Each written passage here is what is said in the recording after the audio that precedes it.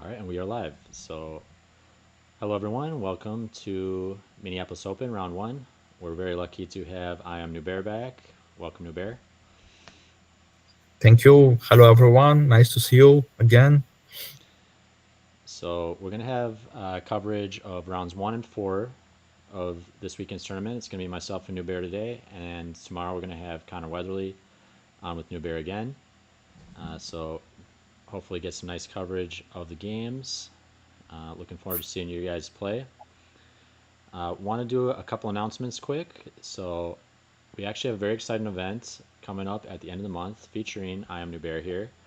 And he's going to be coming in to the U.S. to play in Chicago and Vegas. And he's actually going to stop in Minnesota in between Chicago and Vegas and do a training camp plus uh, playing an event alongside the return thing. So we got a flyer for that here. So this is going to be a serious training camp to improve your strategic chess. So the events are going to be Friday, May 30th.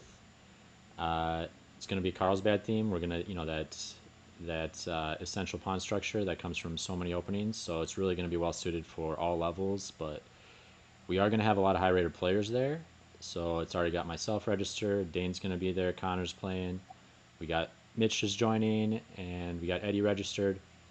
And we're expecting, a great turnout. So the format of the training camp is a little bit up in the air, but the main idea is the first 3 hours of our training camp we'll probably do maybe a half-hour lecture, and then we're going to split off, do 30-minute training game in the lecture position.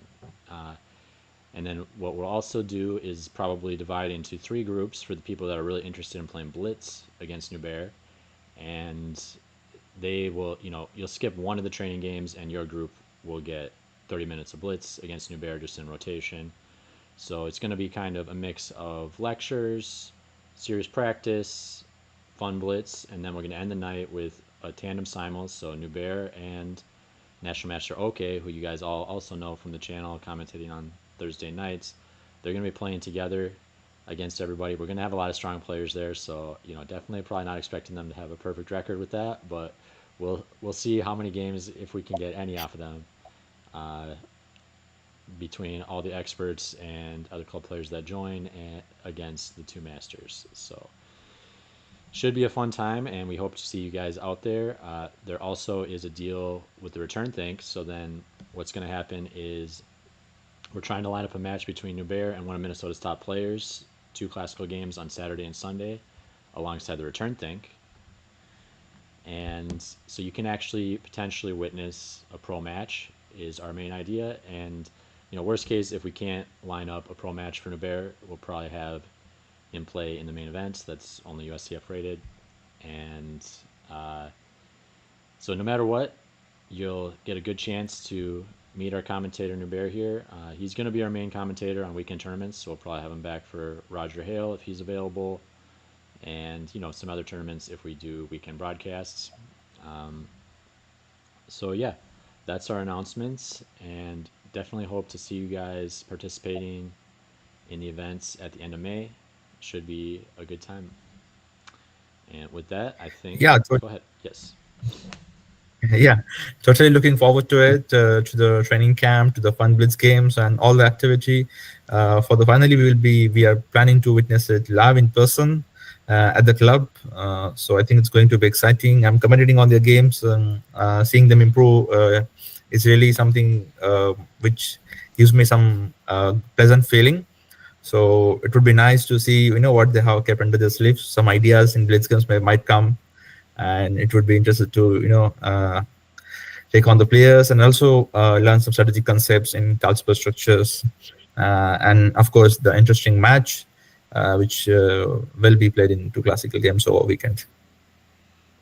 Perfect. And thanks for helping us set that event up, New Bear. We're really excited.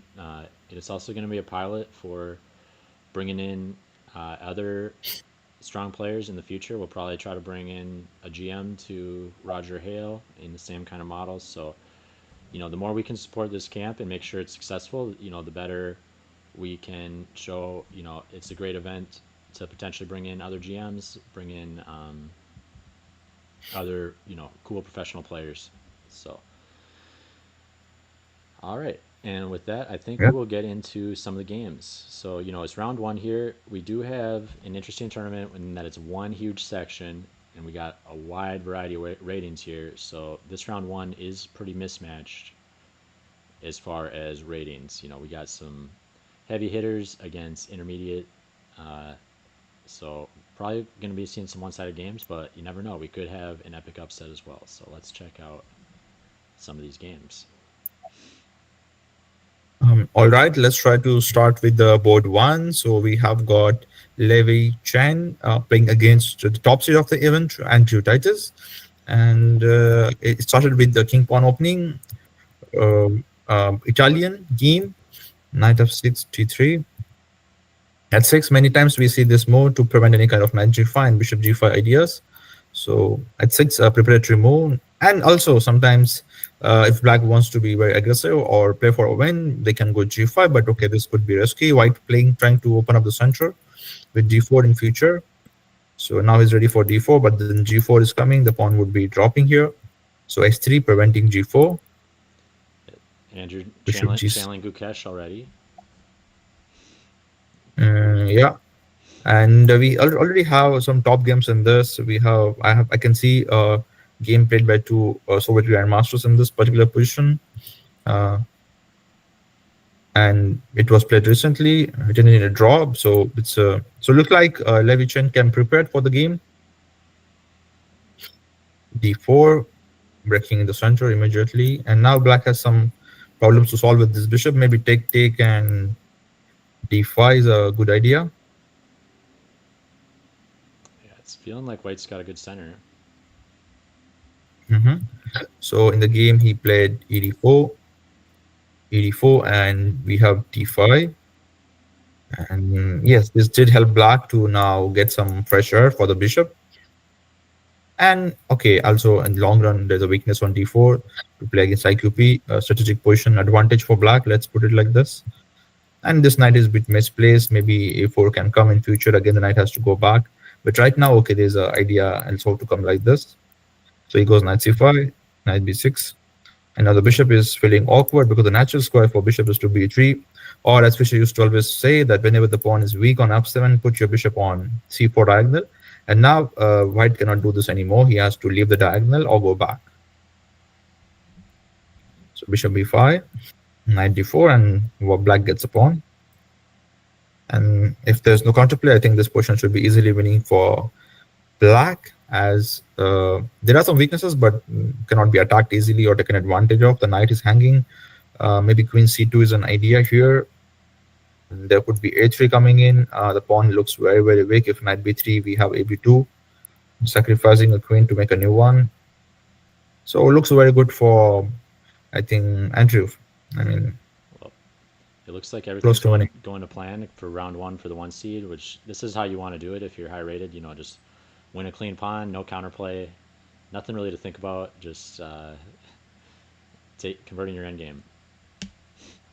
Yeah, I think so far a good start for the top seed, and also he's doing quite good on the clock. He has used 18 minutes, whereas his opponent is just left with the 18 minutes in a game of a 60 minutes time control with 30 seconds increment. Maybe we can also have a look at the next board where we have got Jordan playing against Blake Cepeda. I apologize for pronouncing the names a little bit incorrectly for that. You are good there. I'm pretty sure that's Uh, correct pronunciations. okay, I think so. And we have got interesting game here. So for d4, we have got e6, some kind of a, I cannot say it English defense yet, but unless the black player plays b6. But yes, it definitely invites French. And maybe Jordan likes French, so he just went e4 on move 2. So Yeah, usually we see e4, e6, d4, but then because black likes to play French maybe, and he went for e6, and we have a French game on board 2. I like that decision. When they play d4 e6, they're basically saying I want to play French, but to me, it's just like sure, let's do it. But yeah, they're French main. There's a lot of French mains in the states, so if you're an e4 player, Better get your French prep up to par because you're going to get tested on a regular basis. Yeah, it's quite popular opening and gives you easy development, and you can castle quickly. Okay, only problem in the French is usually the bishop on c8. Many times the bishop is bad, and if we know we don't have open game, the bishop has to struggle for a long period of time. But okay, so it's a strategic game and an interesting opening to play for a win at times. So I think it's an interesting decision by a black player to try out something interesting, inviting white to go in something which he does not play every day, or because usually d4 players are used to play lines with c4, something like Catalan or some kind of a Queen's Gambit, Carlsbad structures, or the main lines basically, let's say. But maybe white player thought, okay, maybe it's the first round, why not to try French? And we have got the more or less the main line of French defense, the classical variation or the stainless variation, as we say, Yeah, there's going forward. one other point with Jordan here is he's a notorious Jobava London main and really checkmates people in the Jobava London all the time. So there is a chance the opponent here was just also trying to prevent Jobava. Yeah, makes sense, makes sense. But we could still see Jordan playing some aggressive chess, sacrificing a pawn over here, trying to maybe just get some initiative. Because usually what I know is people play knight a4 here many times, and it's the most popular move. Queen f5, the game continues like c3 and like this, so on. But here he goes queen d2. He's like, okay, if you want the pawn, keep it. I want to attack. I want to get those juicy spots, give some forks with the knights, and keep you in trouble. Uh, he goes c takes d4, trying to release some tension there. Bishop comes to c5, but this allows knight f4. And after that, I think it's not a good position because usually when knight f4 comes, black has queen f5 disposal, giving a check, getting the c3 and disturbing a knight a bit. But now I think black is just going to lose the bishop. And Jordan just plays it out with 59 minutes on the clock, bishop b4. Even this endgame is, I think, pretty good for white. But he goes c3, winning a piece because it's a double attack. And yeah, simply winning position. But okay, we have got this a4 hanging there. So not yet completely winning, let's say, but strategically some clearly better because you do get the strong bishop, and now the dark squares are weak. This light square bishop is anyway weak. So I think this helped Arden to get a good position. Bishop a6. So can I just take here, or but there's some counterplay. He took after some calculation, and yeah, so as long as you capture with the rook, there is no queen b2 to worry about. You can just move the rook, or also play queen c3 or queen c1. And yeah, simply up a pawn. Yep, and you're going to get a pass pawn when you got a 3-on-1. So Definitely.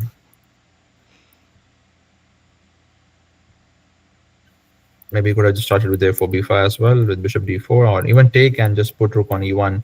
I mean, if you play like this also, the king is quite weak here, and we could go bishop d4 f5. Right now rook into d5 is a threat, so he could have just finished the game off in like 5 moves because the weaknesses are too much to handle.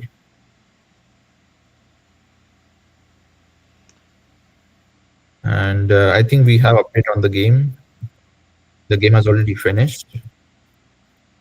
So we have, he did play a3, and then black player helped him. That's why the game ended quickly. So when you have guys a close, I mean, when you have got knight against a bishop, it makes sense to have a close position or not to open at least. But because of f6 g5, the game ended very quickly. It helped white to just, I mean, he could have just taken the pawn also. It's a free pawn, and 94 bishop d4 e5 whatever. It was just winning, but he just took and went into this endgame because he's also getting some pawns here. The rook e1 will be quite strong. These pawns are not really a pass pawn, those are the weaknesses. And he just grabbed those pawns and played this endgame. So in such kind of conditions, oh, yeah. you can't trade the rook, Blake. You at least got to Yeah. keep your rook on. You at least got to just slide the rook to the side and try. Like, come on, you can't win a pawn in game. Mm, I think this is just calling a further resignation. Like, I mean, if you capture the rooks with 2 pawns down in a king pawn endgame where your opponent can have side passes from both sides, and you hope that you will queen, it's not gonna work, guys. Chess doesn't work like that. You have to keep pieces when you're down a material. You have to keep pieces to have some drawing chances. And also, like in general, if you are down a material and if you're playing for a draw, you should try to keep the rook. You should try to play the rook in games, no matter whether your opponent is winning first or not. Because if you play this, it is as good as his handing. Because as we can see in the game, it was just like this. And wait, okay, there's no e4, guys. King into pawn, and e3 says king e3. No king f3. So important to note not to touch this pawn. And okay, very soon white will just push the a pawn to win this game. And yes, that's what happened in the game. And black player resigned as white was winning in 2 moves. Well, strong showing by Jordan to start. So we got expected results on top boards so far. Or let's have a quick look at the pairings. So we have got Andrew winning on board 1, while Jordan has already won the game. So we have got Srijan versus David on board 3. So let's try to cover that game, which has already finished as well. Okay, and again, these are FIDE So it ratings was. shown in the title. So David's a lot stronger USCF, over 2200, Mhm. I believe. So And he did. And into the Tromposky attack opening. I think the last time I saw someone playing was the World Championship match between Magnus versus Sergey. And yeah, once again, Tromposky after a long time. But it didn't work out this time. David was well prepared and he finished his opponent in 20 moves. Let's see how. So he played like this. yep, you're not And okay, he simply, yeah. you're not going to surprise the 2200 with the Trompowski. Unfortunately, he's going to have something ready. Yeah, I mean, yeah, there are some, I have seen this thing. So there are some Tromposky experts or London experts. So whenever they play those lines, the rating just increases by 100 or 200 points. But if they play something else or if they play with different color, suddenly they play badly or 200 points below. But let's say if they get the opening, they play every time, or if they know the structure, sometimes they just play so well. For example, now, okay, so let's say David had some ideas with 94, and he did not care much about h4 or something. So he's playing h6, and okay, d5. He had the idea that he's going to build the bishop, and anyway, he's going to bring the knight. So, irrespective of whatever white is doing, look, how did he get the knight there? Okay, if he captures, then simply bishop captures. You cannot play bishop d3, the g2 hangs. So you have to play this, and by the time white plays knight f3 or something, he gets the knight f6 back. So this really helps to maintain the knight over here. Well, can he play f3 here? Did he miss it? Yeah, he did play f3. And now the problem is after knight d2, there's a bishop takes f5. I mean, it's not a problem serious. You can go back, but then you lose bishop. So he decided to keep the bishop here, decided to keep the, get the bishop back, or let's say bishop d6, bishop takes d3. Okay, let's try to calculate this if this works. So bishop d6, bishop d3, bishop c7. Okay, one option is just queen c7, allowing cd3, queen g3 check. And king f1 looks fine to me as of now. But let's say even if we try to, because he cannot really copy, it takes and the bishop will get supported. So black has no option but to play this. And this would have given white a healthy pawn. I don't know how healthy is that, but it's a pawn in the center which cannot be attacked.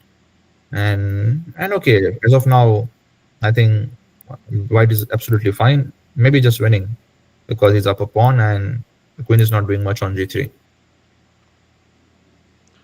So that Maybe this was a mischance. yeah, it does go to show just because you're playing a high-rated player doesn't mean they're not making mistakes. So you got to just stay focused, and there's a chance you can just punish them for their mistakes. Because in my opinion, chess strength is about percentage of mistakes made, right? So the high-rated player is going to make way less mistakes, but they're still going to make a lot of mistakes. So they could get unlucky and make their mistakes in their game with you, and you just got to be ready to pounce on those. Absolutely. I mean, and many times we see when even the grandmasters lose in the first round and stuff like that, because in the first round no one is knowing what whom they're going to play, how the game is going to be, or many times they don't know their opponent. Sometimes they are tired. But one thing is for sure, they are not prepared for a high quality game or a high class game, because it's just the beginning. It's just the warm up of the event. So many times we see upsets getting created, or mistakes being made in the opening, or like this. For example, no matter David plays the opening well, but he did make a mistake playing knight d6, and now he could have just simply dropped a pawn here. Otherwise, he would have played this and something like this, and okay, he can go back or play e6, and the game would have continued normally, because okay, let's say black has some compensation for giving the bishop. There are some weaknesses. The e3 could be hanging at times, and it's fine maybe. But he played knight d6 casually, more or less. He did not take more than a minute here to play knight d6, and it was a mistake. Now simply he was losing a pawn over here. It was not spotted by Srijan, and he decided to play simple chess, and and he blundered a pawn here. He could have just gone bishop b3, Hmm. maybe a miss. Then now, okay, black is just winning after knight g3, which definitely happened in the game, and black got a yeah. I feel like Sridhar was thinking positionally there. The bishop is kind of nice, nicely controlling that knight in theory, but you're just missing the clear tactic there. So, but it is pretty nice controlling the knight if they didn't have queen takes h4. So I can see his mindset there, but just always gotta check for checks, captures, and threats in response to your planned move. Just do a little blunder check, and you probably would aspire that one. So maybe try to incorporate a little bit more blunder checking before you play the move on the board. And he tried to fight back here with some ideas. Okay, he gave the bishop, but he got the check, and he got some material over there. Capture, and let's say simply castle, queen c6.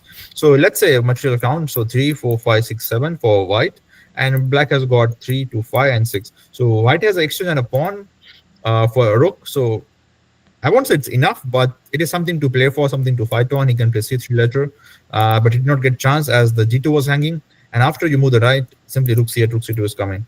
So come on, he cannot play. You cannot play king 8. We just blundered again, and I think it was an easy game for maybe some slip by DGT board. It is a checkmate here, and this is how David probably have won the game, I believe. And yeah, so easy point for the top seeded peers.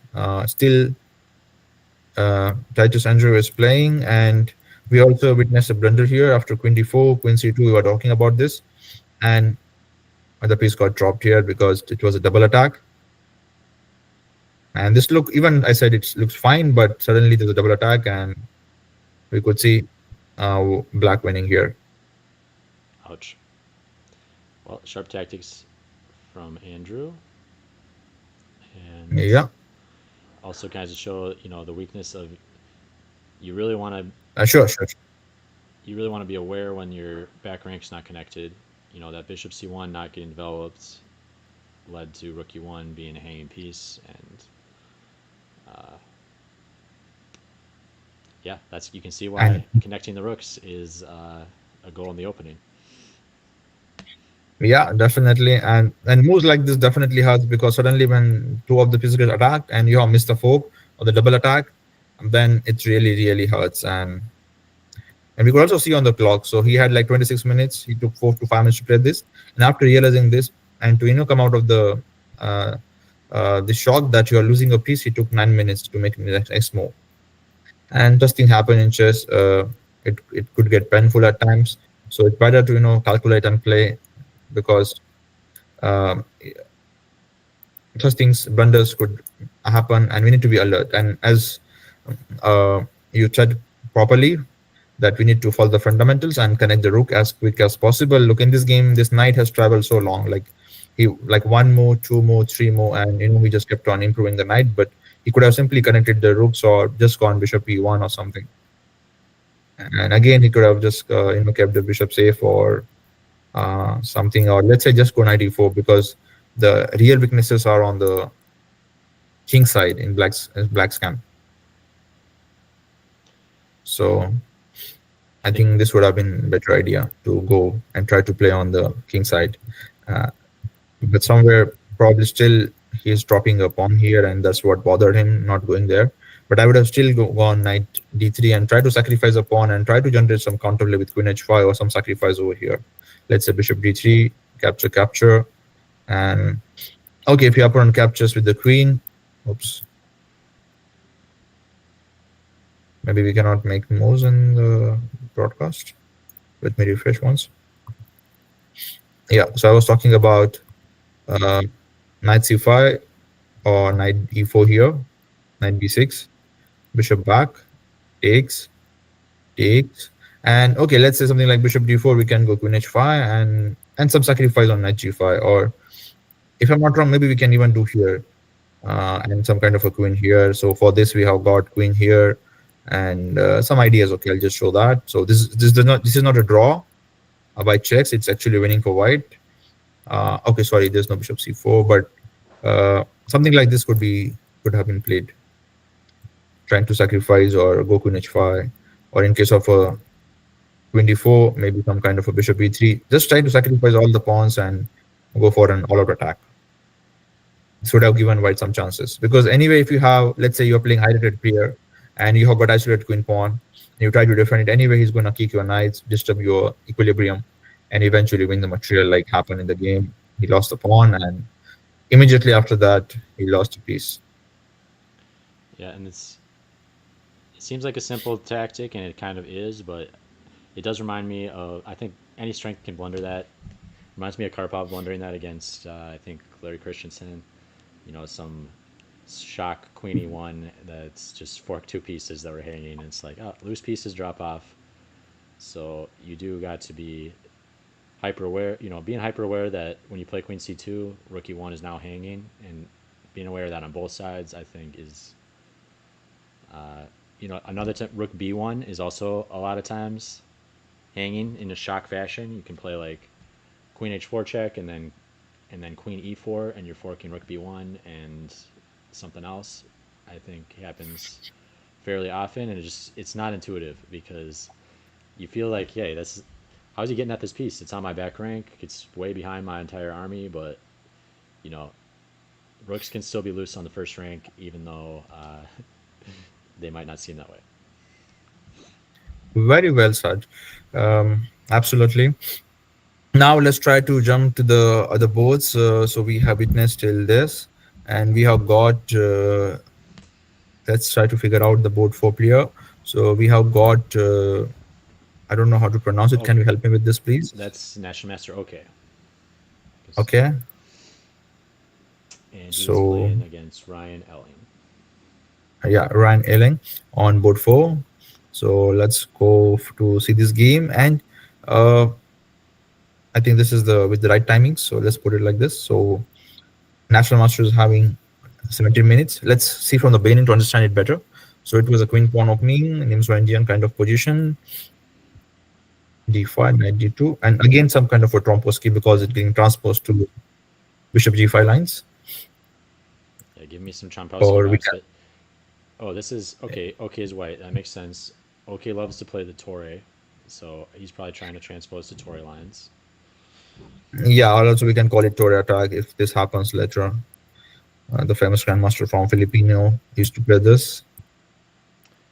Yep. So be ready. Be ready for Torre if you're gonna play okay, especially against low rateds. I know he likes to pull that out. Yeah, it works quite well in general. You don't want to reveal your main repertoire against many of the top players or going forward in the event. So playing some sidelines or playing your pet line is absolutely fine in the initial rounds against weaker opponents, as long as you know what you are doing. Everything is good. So, but okay, black player Ran is fighting back very well. He fights back in the center, puts a knight on the e4, and okay, he maybe he's getting a pawn here, but he has got bishop and active bishop, maybe queen g5 or some kind of f5 is possible, or maybe takes some kind of a queen b4 is possible. Let's see how did Rand responded here. He went for queen g5, attacking the e3 pawn, rook f4, takes, and this definitely allows e3. Maybe the pawn will be lost soon, but that's why I wanted to maybe first play some kind of a CD4, ED4, and then E3. Because then at least I keep my queens on the board. I keep some possibilities on using this diagonal. But okay, I think the pawn was getting lost anyway. So black just tried to open up the position, and he didn't manage to save a pawn for time being. But you could see in the process, he completely. I mean, okay, I apologize for using the harsh word, but he simply destroyed the pawn structure here. And this is something which you should not do against the good players, because if you make such strategic mistakes against top players, and for sure you're going to lose, because even if you don't lose at the moment, or you don't lose a pawn by using some tactical idea, sooner or later you might be losing because your structure is not good, and in long run all the pawns are going to be uh, just they are going to be free. So maybe after this, he could have tried something, but like this, at least to keep the structure like this. Okay, you are losing a pawn here, but then you are still in the game, as it's just a pawn down and you have got bishop. So he still needs to create a passed pawn, and you don't have a double pawn like an obvious weakness or a second weakness. But what happens in this is you keep a pawn for the moment, but in long run you're going to lose 2 pawns for sure. So this is not good. Look, the pawn just kept moving, marching forwards, and eventually it will be lost. Yeah, and the Still pawn is looks lost. looks a little scary. You know, you can't blame Ryan for trying to get a little counterplay with that pawn. Yeah, but it's like every move the white is attacking the pawn, and if you see clearly, I mean, if you see deeply, we understand that every move white was attacking the pawn and black was defending. Like, so he defended, he again attacked the pawn, and okay, he played rook f8. So he's giving a threat, but it's white's move, and he's just gonna capture. So again, he captured, and okay, this is obvious, but in long run, he's weakening the e6 pawn. So white is gonna play rook e1, and again you have to defend the e6 pawn. So it's not really helping. Black, I would say you can play bishop c4, but maybe there are some threats here, if that helps. Yeah, it's And it didn't work out here, but you know, using a pass pawn in the middle game like that is on my short list of how to do a 400-point upset, you know, or more, right? Because if you can, you know, if you can sometimes get a pawn queened in the middle game, right, the game just pretty much ends, right? They're not going to really have a chance to show their high-rated class in the end game. But anyways, didn't work out here. But I do like the sentiment of, you know, if you see a critical line where you think you really can preserve your passed pawn deep, and you maybe have to sacrifice something to do it, you know, you're definitely going to make the high-rated player at least sweat, and they're not going to be happy that you're going for that line. and uh, also one more thing to note here is just for like bishop b7 in the game, there was rook g4 always, and it's not just like the white defends the g2 pawn, but at the same time also attacks the g5 pawn. And this is something which bothers. Now imagine the same position with h6. You could at least try to do some h5 attack to rook. If he plays rook g5 then h4, and try to create some threats. But with the damaged pawn structure, you cannot even like, first of all you have to defend them, and also you cannot create a threat with those pawns. So that is a like extra burden on black's position. Okay, again he attacks the knight. Okay, he did get the b2 pawn, so he did manage to get a counterplay. But okay, now he might win those pawns, but the king is getting weak. Like knight h5, h4 is coming. So that is also another problem. For example, knight h5 again, and if rook f2 works out well, maybe black can survive. But for now, I can see this bishop hanging, but maybe it's good enough to make a draw here. So let's just see what happens if knight h5, and that is why National Master is taking time here, because he won't like to make a draw very early in the game. So rook f2. So this is hard to defend. You can play a check. King can go to h8 or f8, and then probably rook takes e6. There's no checkmate here. That's the rook hangs. So you must capture, and now white will capture back. Black will capture back. King here, and probably black is in time to survive, as after rook h2, rook e8 check, king g7, rook e7, king f8, capture, capture, capture. So it seems black needs to prevent those things, or maybe he has to play king f8 over here. So if he plays king f8 here, now there won't be this check coming in. Well, So that's the difference. And if you capture this, okay, it is just a draw. It's going to be a perpetual. just check series of checks going to come. So you cannot really do that. No way to defend this. So you have to play this move, more or less. Or okay, wait, but there's a hack here. There's a rook f1 using the pin. So I think it's a bit complicated. Some ideas for both sides to trick their Wow, opponents. but I'm amazed at the amount of counterplay Ryan was able to generate here. I mean, two rooks on the seventh with that bishop e7 bearing down. I mean, I'd be nervous as white at least. You feel like you're one wrong move away from potentially losing, much less drawing. But Absolutely, and that is why white players thinking here, taking some time to decide to go knight e4 to block the bishop, or trying. Okay, knight e4 is a blunder, by the way. If you do this, just capture, capture, and there's a checkmate here. So I think the only move for him is some kind of a knight f1, knight e3, or knight h5. So he's taking his time to decide between to go aggressive or to go knight f1, because at the same time, I mean, everyone loves to attack, but at the same time, if your king is getting in some trouble, then you also think about your defense. But in my opinion, he should go for this, because if he doesn't go for this, the rook on 2 rank will secure a draw for black. So he needs to attack. That's the I think the best possible defense here. And after rook after rook g7 king here, rook into pawn, he needs to work out something here. So check, check, check. This is all forced, and now it is not forced to take on. yeah, I don't know what's going I on don't with know. it. It's strange. Okay, yeah. And after this point, I think he doesn't. He don't need to play this, because this check and check is coming, and the bishop is hanging. So the problem is the bishop. So maybe he can just try attacking the knight. Uh, it's not really a threat because the rook is hanging. He cannot really capture. So white can continue torturing with rook f6 or something. So we need to find a safe square for the bishop, and which is a tough part maybe here. Because whenever you go, I mean, okay, you cannot go there really. So wherever you go, the white is just going to attack the bishop, and then maybe improve the knight to f6 or e7, creating some mating mate. So I think this could be the winning way for white, as this is not enough for black to make a draw. Okay, we have got this check and all, but in general, even if he plays like this is winning as white is 2 pawns up. Makes sense. Well, go back to the very beginning just for a moment because Torre is known as Yeah. a bit questionable. I want to show you my line. I play as black against Torre and just see if you agree with it, and also maybe key in the viewers to a good line you can Mhm. try if your opponent tries to get you a Torre. So just all the way back to Bishop G5 if you don't mind. Yeah. So total attack, right? This here. Yep. Yeah. Yep. So here's my line. I like to go H6. Okay. Instead of D5, right? Yeah. Perfect. The reason I don't like Torre for white is I actually feel like it gives black an initiative almost. So at least the line I play, it feels like all white's moves are forced and we're almost color swapping.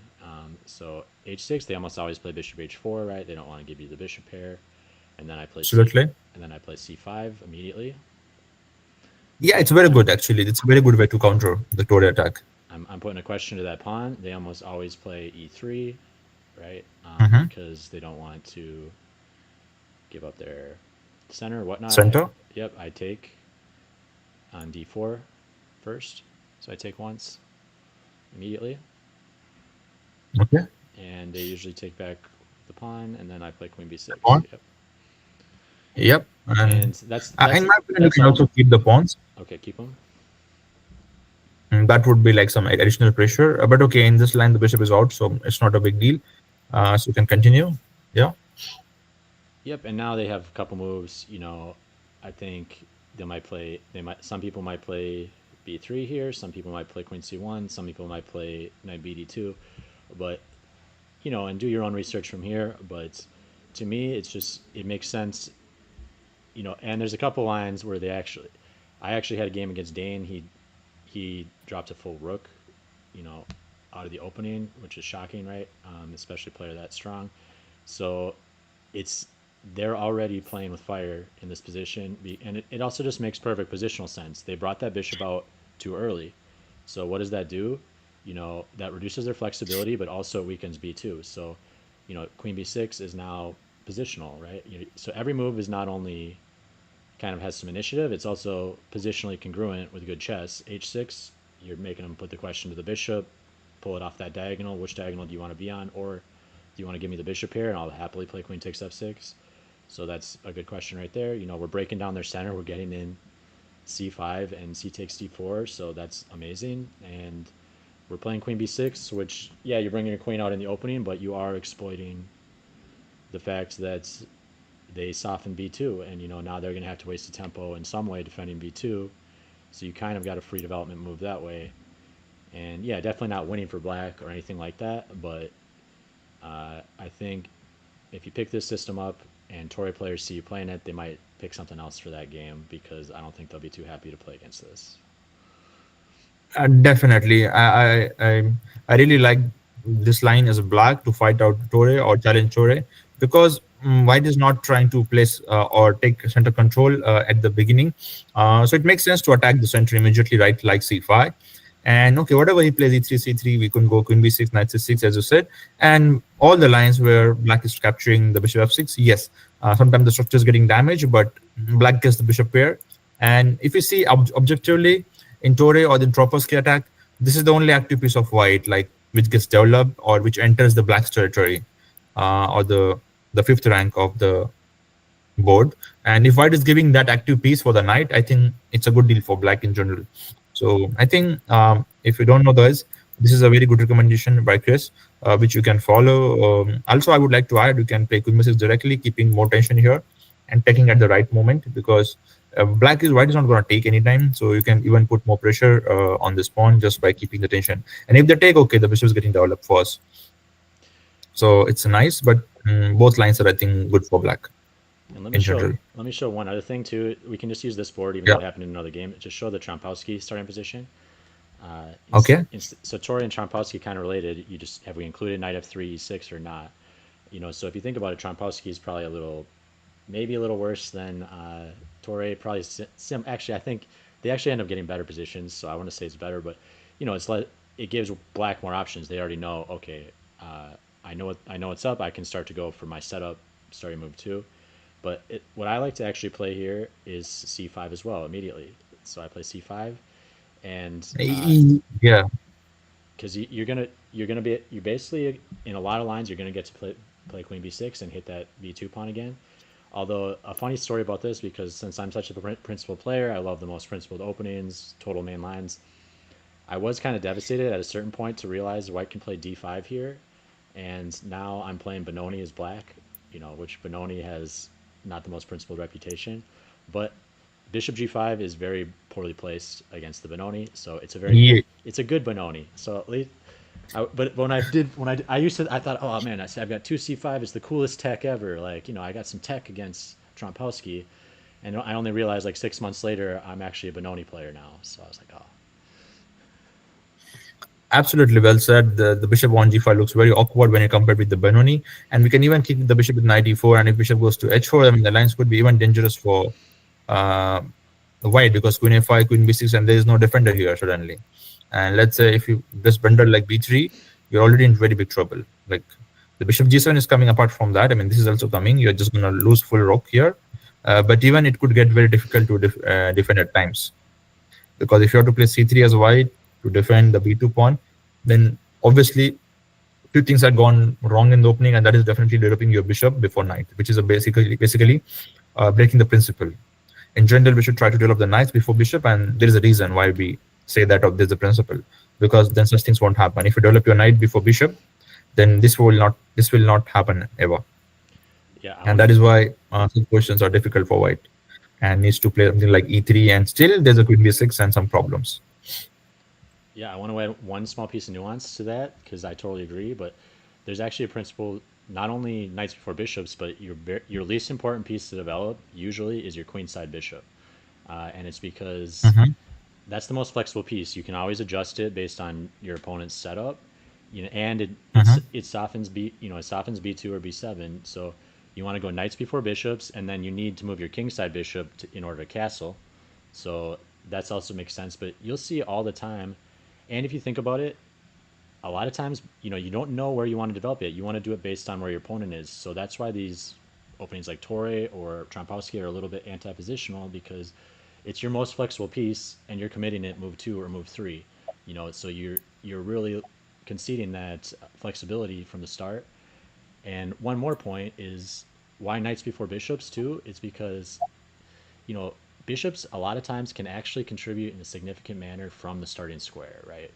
You can imagine bishop c1 never moving and eventually playing bishop takes h6 to kick off a kingside attack, or you know, it can actually influence and be active without even moving off its starting square. But it is always a precarious thing because we did see Andrew Titus pick up rook e1 because they didn't move bishop c1. So chess is hard. It always depends on the position, right? You want to delay developing that queenside bishop as long as possible because it's your most flexible piece.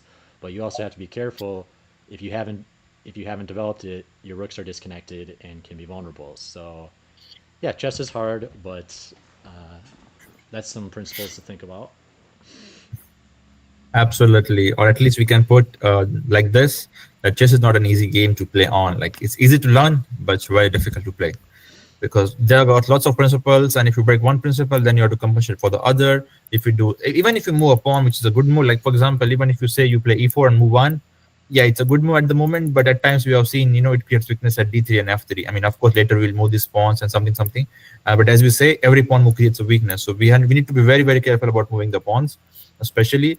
And in this also, after we play, let's say c5, d5, we already have created so many weaknesses here, and this pawn could be falling at times. So we need to be very, very careful when we are playing sidelines, or especially like Torre attack or London system or something like this, Tromposky. And with black, against all the bishop f4, bishop g5 systems, as we discussed or as we said, you can always play d5, c5. You can just kick the center. I mean, you can just punish white in the center by playing d5, c5 systems, and that would be giving a very good position. As we saw in this game, Ryan is fighting really well against OK Evu, and so far he white has not opted for knight h5. Maybe he got a bit scared about rook f2 idea, and he decided to play knight e2, keeping the position safe or defending everything. And now he could have played bishop e6 and maybe gone for repetition or something like that, because there's no good for place for knight. I mean, you won't like to go to c1, yeah, because rook f2. So maybe he could have repeated once, but already Ryan is playing for more. Maybe he's like, okay, I have got the bishop here, I have got the passed pawns, I'm going to put my bishop here, push my pawn forward. How you're going to defend this? And maybe he's playing already for more, and he's playing g3 here. Now this also creates a lot of weakness, as we said, and we saw already rook f3 on the board. That now the knight cannot be moved, and I think this could be a game for Ran. He's playing really fantastic. Wow. Well, we that'd be shocking if we saw our main master commentator getting upset in round one. So Ryan really showing that he's up to the task of putting some pressure on OK, even though a huge rating gap. Mhm. And only advantage for white player, the national master, is he has more time, 33 minutes, and Ran is having only 11 minutes. So that could be the game savior. It depends upon how he handles the time pressure situation and how much he's used to play those time controls. But objectively speaking, on normal circumstances, I think it's a black's game. Like, and white could have, like, white was last chance was to maybe just go knight h5 and try to win this and try to attack, because there was just no other way to go back, because when you say A, you must say B. I mean, if you're going for those pawns weaknesses, we need to continue the attack. Otherwise, now black is already taking over, and this is getting difficult. Now it will be hard for white to make a move. You cannot touch the king. There are discoveries whenever you go. You cannot touch the knight. The pawn hangs. You cannot touch the rook. The knight hangs. If you touch the h pawn, then you create more weaknesses. And if you move the rook from g5, yes, you can do that. But even if you go here, there's a bishop d5. So no really good square um, for the good move for white. But I think this is more or less forced. Otherwise, rook e3 is going to come, or will be very, very strong. So rook e3, probably this is the last chance. Bishop d5, knight f4, and rook f2 is what winning out, probably winning for black. Or also you can play bishop c4, just give up a pawn, and after he takes, go rook f2 and smash everything over there. So it could be a first upset on the round in the round one.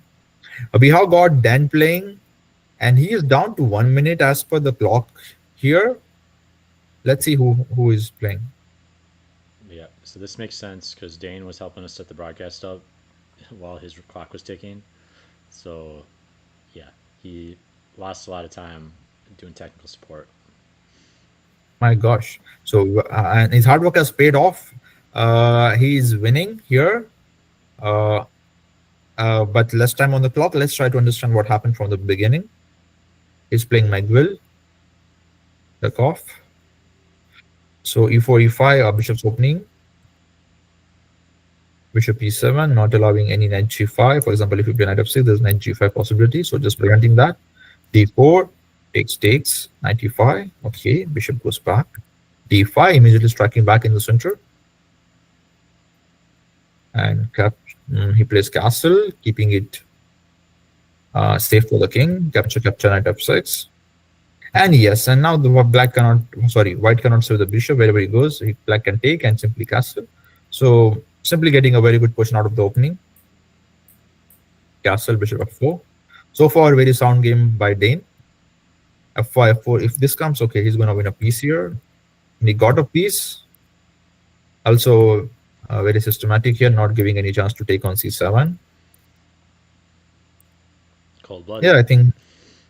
Yeah, I think so far very clean. And yes, he lost his time only in fixing the broadcast, I believe. Rest was everything was perfect. And okay, then he started pushing pawns. All right, some trades. Okay, threatening bishop d4 for rook h7 here. A defense it. Okay, bishop g5. Okay, can he play c4? Not yet. He's threatening here, so he attacked the knight. And now c4 is being threatened, so maybe needs to move the king or something like c5. He goes for c5. Okay, I would have just gone c4 here because if it takes, you get the rook. And if it goes up, then okay, maybe something like rook d8 is very good. Yeah. One interesting thing is I think it's almost always a mistake to play against someone's clock. You should just use your time, but maybe in this case it's worth it if you're down a full piece and they're under 2 minutes to play against their clock, but only if you're totally losing. So it's kind of funny because I feel like it's an exception where I might actually try to play against Dane's clock here, even though it's against my core beliefs. Yeah, but if you ask my honest review, I think White should just resign this because the way White played or the quality of the game or the way he blundered and the amount of plus position Black is having, I think there's just no point playing even for a time because look at this. I mean, this knight. I mean, he's also losing knight here, and now it's too late to think like there's no square for the knight. So I think this is the best time to resign for White. Well, for anyone who doesn't know Dane, he's our club president, so he's basically putting everything together that helps the club operate, along with many volunteers that are very helpful. So, as well as being a very strong player. So, we're lucky to have Dane at the club, and you're not too lucky to have him as an opponent. But we'll see how he does for the rest of the tournament. Looks like he's on his way Yeah, to closing this one out. Hopefully, at least. I mean, you never know with this time. You always could have a shock blunder, but it looks like White's not even really able to generate threats here, so it's hard to imagine Dane. yeah. Well, he's doing his job perfectly. I think so far everything is good. Let's have maybe look at the games of Miles, who is a regular club player. All right, and I know Miles is just out playing in a national tournament, so Miles is definitely active right now, Uh-huh. and he's playing Let's see against who. Riker, Yeah. who's Riker is a regular on Wednesday. Uh-huh. Riker recently beat Eddie in unrated blitz, so he definitely can put a game together now and then. All right, let's see this from the beginning. So Miles was a striker. We have got Knight f3, something new now, against some kind of a modern defense or King's Indian defense. Whatever we call it depends upon whether White plays e4, it becomes modern or Perk defense. Or if White plays c4, then it's a King's Indian kind of position. Okay, let's go forward. So it goes into modern. And this is an interesting idea. You try to put some pressure on the pawn. If he plays bishop e3, again, you can play c6, queen b6 ideas or even c5 at times. So the best way is to just put c3 and say no to any complications defending the pawn. But then Black could get e5 at times in this line. Well, It was, this is yeah. there's an interesting thing already in this game because what did Miles play here to start? D4. Mhm. or e4 or knight f. Okay, you play knight f3, d4, e4. Knight of three first. Yeah, because you're not used to seeing Miles with this much center. I mean, he loves his knight of 3 b3 structure, but I guess he's Mhm. saying, hey, if you're gonna give it to me, I'll take it. I don't play this Why way in not? most Yeah. games, but because yeah, we're used to seeing Miles with b3 bishop b2, so he's gonna have to figure out some whole new dynamics with that dark square bishop compared to what he's used to. But you know, totally compensates having the giant center, and we all know that Perkin Modern is a little bit questionable, not of course playable. Our former state champion Sean Nagel is a big modern main, so it's playable at all levels, but it's definitely lower on the tier list compared to openings like E5, C5, E6, C6. It's down there with like Scandi. So Or we can call it the Guggenheim system. Is set up with C6, E5, and sometimes B5, Queen C7.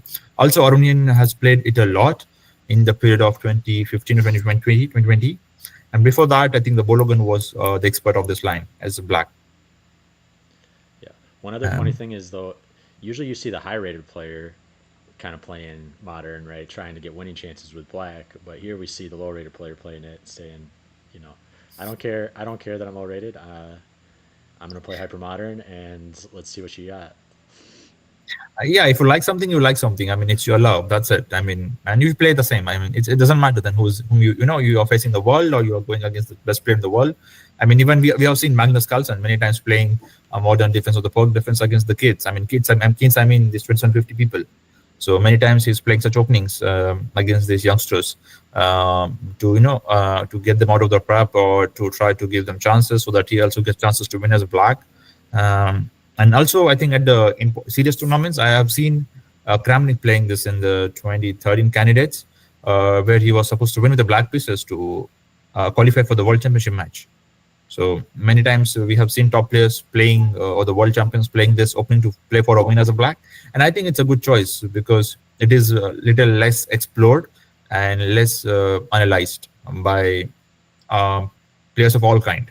Whether you are 1800 or 2000 or even at the highest level, you don't really expect your opponents to play this because you get a juicy center from the beginning of the game. You have got all the ways to continue the game. You can change plans, make new plans. But in general, it's not that easy to hold this for so long because sooner or later the pressure will come with C5 or E5, and if you don't know what you are doing as white, I have seen very strong players even losing this as white. So I think it's an interesting way to fight with black pieces. Yeah, I did. I played Perk every game as a child, so that was my childhood opening. So I'm a little bit jaded. Just I got mated on the H file a few too many times, and now I switched to Sicilian, which I like a lot better. But it definitely has its merits. And actually now I actually play 4G3 against the Perk, just go positional, and so I'm not even really going for the throw. So despite being critical, Yes, and that also bring me to my childhood memories. I remember I used to also play POC a couple of times, and I played I mean, I started chase under the 7, and I think I played till under 10, under 12, and then suddenly I went on to play a junior championship, and I was paired against a very strong grandmaster Adiban. That time he was not a grandmaster; he was international master. And he just finished me in like 25 moves. He just played bishop e3, bishop h6 to castle long, and checkmated me very badly in the H file. That next 2 years I did not touch the D pawn on move on. So this could happen. So as long as you are playing against not so strong players, you could, I think, continue playing it. But you need to be very well prepared against strong players because if your opponent is well prepared, or if his attack is a monster or he likes to attack, then I think we should not play something like Pug. But if your opponent is positional or likes to play a slow game, I think Pug is a very good choice. And still now I'm playing Pug. I have played against many IMs and GMs and even scored well. So it is just the opening which you will learn by playing more, and with practice you will get better at it. You're not just going to learn some chessable course or something and get better at perk. It's the opening which you have to practice and you get better with experience. So I think everyone should try perk at least once in their life. yeah, I remember how I won all my games as a child, and it makes me realize how bad everyone was back then, to be honest, because I'd win all my games with c6, b5, b4. They'd move knight c3, and I'd play knight takes e4. So Yeah, not only are they allowing b4, which is just totally crazy. After they blunder b4, a lot of times they can play e5 in response, right, and threaten my knight f6. But they wouldn't even do that. They just move their knight. They let me play knight takes e4. So it was just totally different times. There's no way even like 1200s are probably playing like that nowadays. It's yeah, the whole pool is way better than when I was a child, for sure. all right, I can tell you one crazy benefit of playing Pug. So what happened is in pandemic, I was exploring the variant called Bug House, and in that I use Pug to get pawn of many strong grandmasters, even Nihal and Arjun. So what we can do is let's say e4, d6, and many of the people will be playing knight f6, knight c3, and if your partner gives you the pawn, suddenly you can put a pawn on b4 and get the e4 pawn. And many times this was like very very frustrating for many of the opponents, and we used to win games. So if you play bug house some days, guys, remember this trick. You can just put a pawn like this, and it's important to play this d6, because if you don't play d6 for b4, they can play e5 and they can save a pawn. But after b4, it really hurts to give knight in bug house. So they give a pawn and you get a center control, and you are already ahead in the game. So this could also be beneficial if you are interested in bug house or some ideas like this. Yeah, I'm actually friends with the best Bughouse player, to my knowledge, Wow. or it's National Master Isaac Chewy Mhm. the Chewer online, and he's partners with GM Larso, which is a GM from Europe somewhere, Yeah. and I think those two just totally crushed the Bughouse pool. So Yeah, it's nice. It's a really fun variant to play at times. As long as your partner is good or you have a good bonding with the, it's all about the partnership. It's all about the trust you have on your partner. So if you have a good partner, you do really well. But I think it's all about the trust. The Bug game about the trust, I think. and we do know it's popular for former world champion Ding Liren. He loves to play a little bug himself. So have you ever played yourself against Ding or Chewy and Bug? Mhm. Also, I think Arunin is very good in Bug House. Like he's very, very creative. Ah, Of course, Magnus is there. I mean, godfather of everyone. But hmm. uh, I think Arun is really, really creative, and he also has some creative ideas there. We got a couple of viewers. So we got Michael in the chat, and we also got Bob, our regular viewer on Thursdays.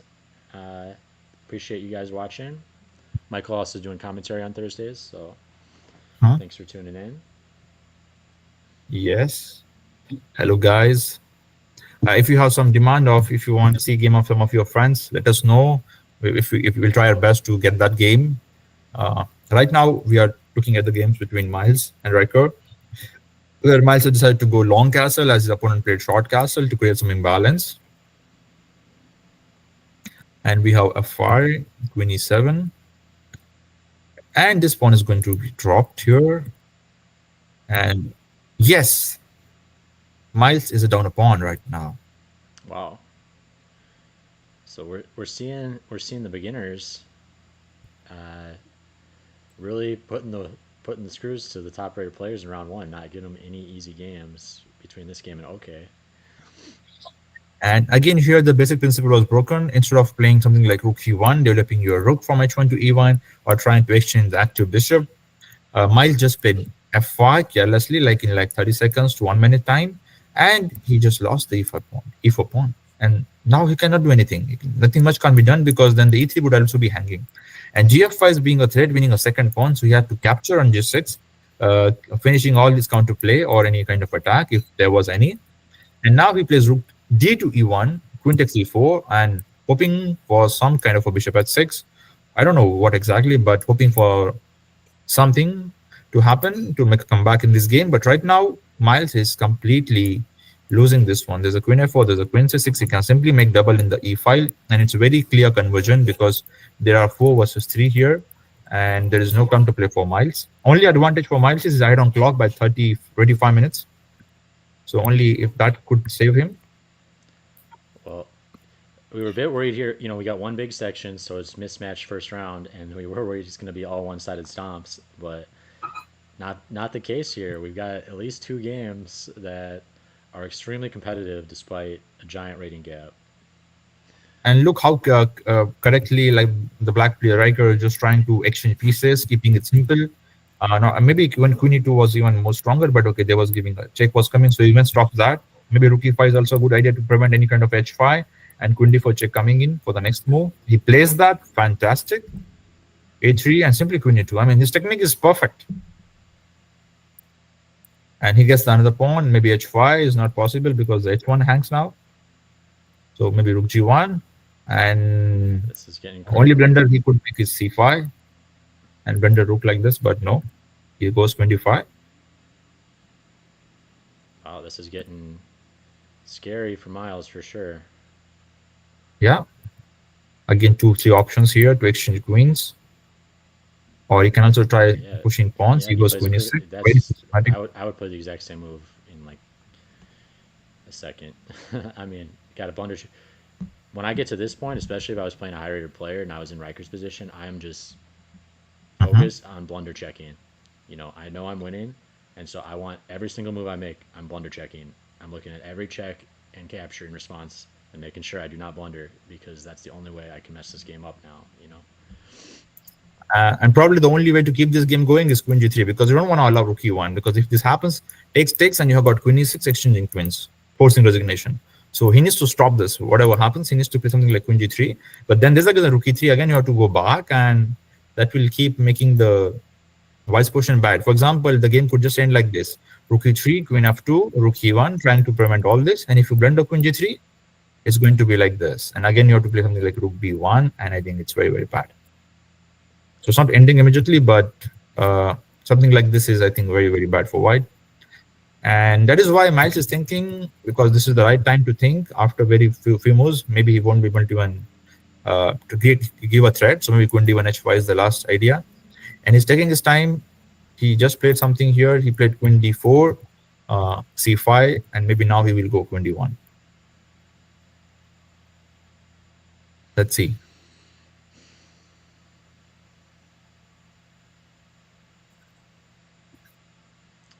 Wow, really powerful showing by Riker here, and definitely shows that he's underrated. Yeah.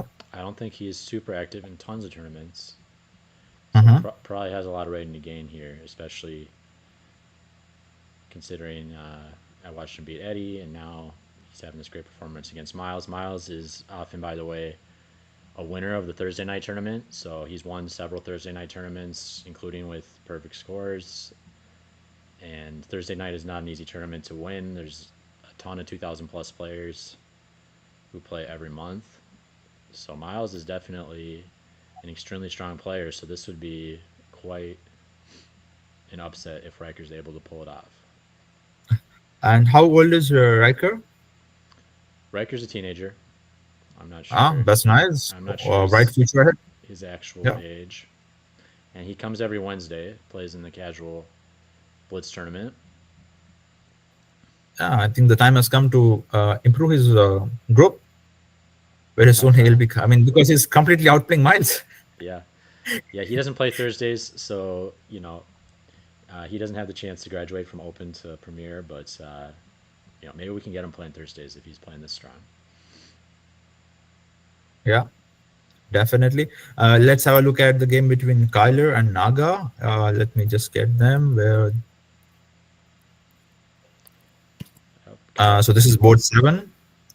Yep. So we have almost 1,000 point rating gap here.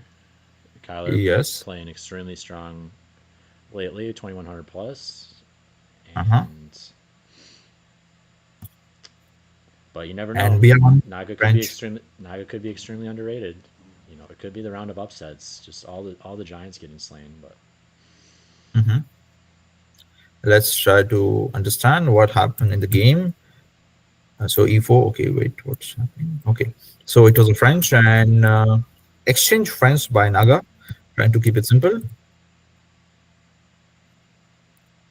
And Kyler plays very well so far, maybe keeping the option of long castle to launch some attack if h3 comes. This is a typical idea in French as well. And you don't really play h3 at times because even this could be dangerous. So white needs to be careful here. White goes like this, trying to bring his knights near the defense. near the king to have some solid defense over there.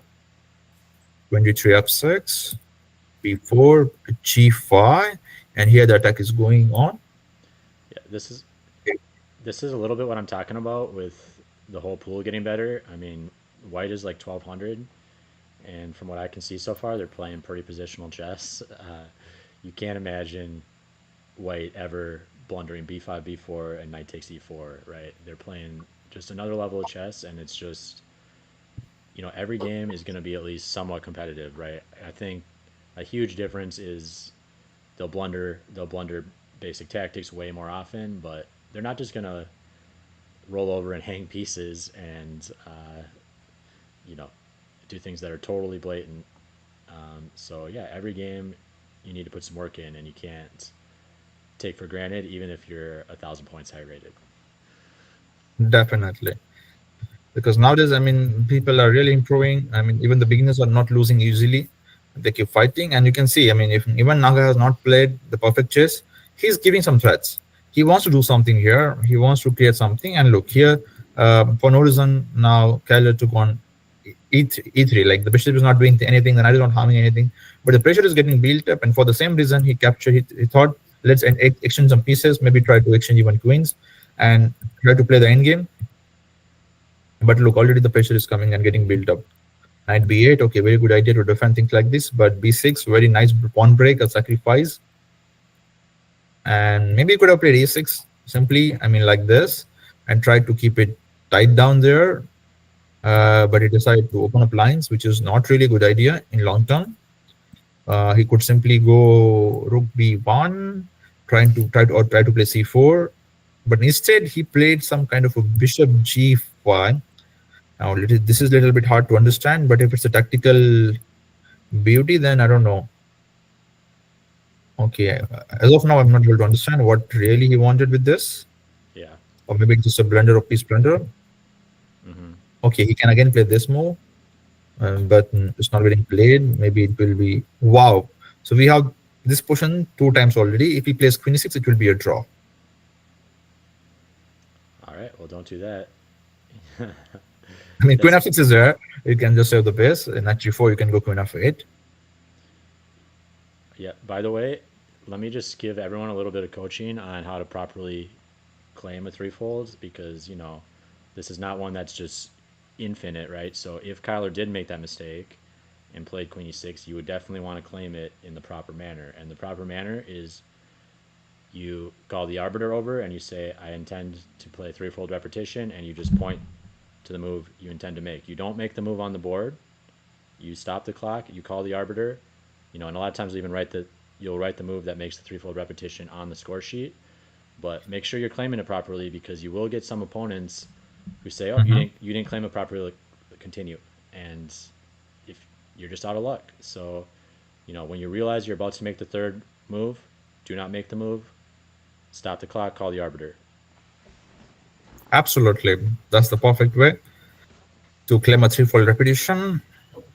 And because we have to claim this many times, as for example, this game is just being played for 25 moves, and many events we have this FIDE rule of not no draw before 30 moves or no draw before 40 moves, and we have to claim a repetition. So we must know this. Like, just pause the clock, write your move, what you want to make, you're intending to make, and just say to the arbiter, okay, this is third times. Maybe you can also mark 1, 2, and 3 to make it easier for the arbiter to understand the repetition part, and you claim it. So here, if you play queen e6, it's going to be a draw. But I don't know to say what, really a bravery to play bishop g5 by Naga, or just a blunder, because what I can see is he's losing a piece if he plays just some kind of queen f7 and queen f. I mean, anytime queen f6, and that's all. But he could have simply played some kind of a c4 or rook b1 here, in my opinion, and I think it's very, very difficult for black to defend with this many weaknesses and expose king. Okay, he can play knight c6, but then rook 8 is coming. If the knight joins the attack at some point later in the game, it will be also difficult for black to defend this. But in general, something like c4 would have finished this game. And one more upset would have been there. But Naga has found some ideas, and maybe he thought it's a repetition. And he has played this twice. We don't have an update from the DGT board. It was 0 here, but I'm pretty sure Kyler has not lost on time. So Yeah, once we have update, that's a yeah, common. They're never actually flagging unless you see a game result. That's just a common error that happens. I don't know why. uh-huh. Can't really So trust the once clocks, you know, on the DGT. yes, yeah, very true. Even we have seen this happening in the at the greatest world championship matches and stuff like that. But in general, yeah, we'll get back to this game once we have update. Until then, we can see the game between Ryan, Riker, and Miles, which was very interesting. And Miles is struggling here to survive. Wait. Do we also see repetition here? 21, 25. Okay, he goes back. Okay, he goes back. Okay, repeats once, and he plays rookie two. So very well here. So when you are low on time, for example, Riker is down to 4 minutes. So you can always repeat once because you are at no risk, and then you can make something like improvement. Like for example, he went to the seventh rank in this position. Maybe he will play 22 next, and then he can just start pushing pawns. I was worried we were actually maybe going to see a draw there, just because he's afraid of his rating. But I'm very happy to see him pressing for the win. Yeah, he's playing for the win. He's pushing further, and it's not going to be easy for Miles. He's thinking he's got 18 minutes. Maybe he will sacrifice one more pawn to not exchange queens and find a way. I don't know what he's gonna do. Maybe rook d1 is also an option here, but definitely not an easy position for Miles to play on. Yeah, I don't know all the anecdotes, but I think it's actually a fairly common scenario for our state champion. I am Sammy. He'll get a losing Mhm. position. He'll get a losing position, and his opponent will just offer a draw because they're so worried about his much better tactical vision. So Mhm. sometimes you can abuse your much higher rating and reputation to get draws when you don't deserve them, just because your position's losing and your opponent is is worried about you turning it around. And honestly, when they play the games out, a lot of times they do turn them around, so you can see where they're coming from. But in my opinion, if you get a winning position against a very strong player, you need to. That's your chance. This is a resume win for your entire chess career. You need to just focus, try to make it happen, and a half point is doesn't feel nearly the same as actually taking one of those guys down. Mhm. All right. So shall we check game between David and Tim? Yeah, Until then, definitely. So all right. Tim's probably definitely the higher seed here. Tim is the president of Minnesota State Chess Association, so putting together all our awesome bigger events such as the Scholastic State Championship and the Minnesota Open, as well as Grand Prix events, bigger tournaments throughout. So this is the Castles, one of the Castles' bigger tournaments, the Minneapolis Open. We do about three-ish a year, but MSCA is handling all the other big tournaments and doing a good job with Mhm. that. So appreciate Tim being the president of MSCA, and we'll get to see at least some of his chess here. I'm not too familiar with Tim, besides I know he plays Milner Berry against the French, and he's pretty deadly with that, but attacking player for sure. Definitely, it shows like you play before on Mutu. It shows that you want to play Gambit. You don't want to play normal chess. You want to play interesting fighting chess here. And we have got B4, a sideline again. Wait a sec. Yeah, D6. Black trying to keep it solid. Usually, it's just simply better to take on B4, and next move just go D5. Whether he plays D4, knight f3, or whatever. It is just good idea. Even A3, you can play D5, and if E5, okay, you can play E6 or knight C6. Uh, like if you want to accept the gambit, that's the way. If you don't want to accept the gambit, okay, there are many ways to continue the game. And now white is much better because white has exchanged the B pawn for the central one. And yeah, slightly better position for white out of the opening. Also preventing any kind of B5 here.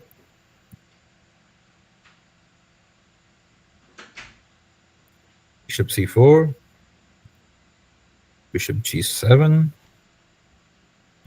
H3, preventing. And I like this. Like he likes to play gambit aggressive chess, but at the same time he understands the positional principles. Like he's not giving any chance. For example, you play d3 and there's some kind of bishop g4. Okay, you win a pawn here, but then you're allowing knight d4, knight e5 to come in, and the king safety gets compromised. So I like this idea of playing h3, not giving any chance to improve the bishop. And okay, you can castle later also, but if you play this, the bishop is completely finished. Like there is no good square for the bishop. And if he goes here, then okay, there's hardly any future forward because with the b4 idea, he's already opened the b5. So it's going to be pretty good for white, I think. And but okay, this plan is not so great. He wanted to prevent knight b6, but eventually black got knight b6, and the bishop is a bit misplaced now. And knight d4 comes in, c3, and look, and this is what happens when you misplay. You just lose the key pieces. So what you could have done here is maybe just something like bishop a3, which will keep attack on the c5 pawn. And if he goes like this, okay, just come back. And if he gives the bishop, then it's fine. Like you get a bishop for the compensation for this, and you can continue like that. And you're keeping some attack or some tactics on this. Or you can also play maybe queen e2 or something like that, because then this pawn would be weak. But after knight d5 e6, I think the natural position for knight was on c3, and now this knight d4 also came in, and white has to lose a bishop. Come on. David has simply captured the bishop, but then he goes for knight on f3. Well, It's strange. maybe he's thinking, f7, f7 e6 is already blunting my bishop. Maybe that's Yes, but I mean, you really worked so hard to play this maneuvering. You played 5 moves with knights, and if you worked so much hard and if you didn't get the bishop, then because white just played 1 move and he just captured him back. So in my opinion, I think good or bad, you must capture the bishop, and then okay, you go back and you just play like this, because now there's no competitor for the light square bishop, and it's fine. Like white has not done anything special, or maybe he can play d4, but okay, we can simply play b6 and go to b8 bishop d7. So it shouldn't be a problem, I believe. But I decided to go like this, and he preferred giving the bishop, but then David preferred taking the knight. d5, knight d7, d4, okay, b6, rook d1. Still good, but imagine now the same position without the bishop and out on f3 and queen on b3. Black would have been clearly better or preferable. But now we cannot say that because we have got some pressure along this.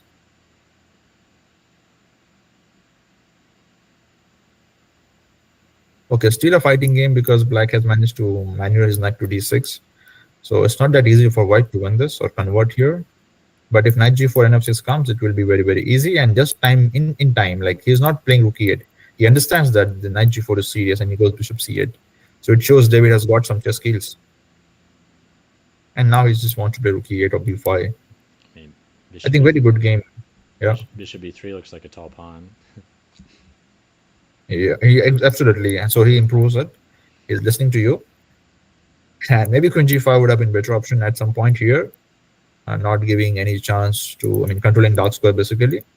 And kicking the knight sooner or later with the idea. But then they would be like, no, I don't want any counterplay. I just want to get that knight. But in my opinion, the bishop was slightly better. But okay, if you don't like opponent attacking, you can do such things. Queen g5 is still a better square for queen because the dark squares are extremely weak. That knight d6 is such a beautiful piece. It's blockading, it's pressuring c4. Yeah. Can't imagine it doing a better job. Absolutely, and that is my favorite move of this game. Like this manual he did knight d6. So I'm supporting David for these 2 moves he made in this game, nothing else.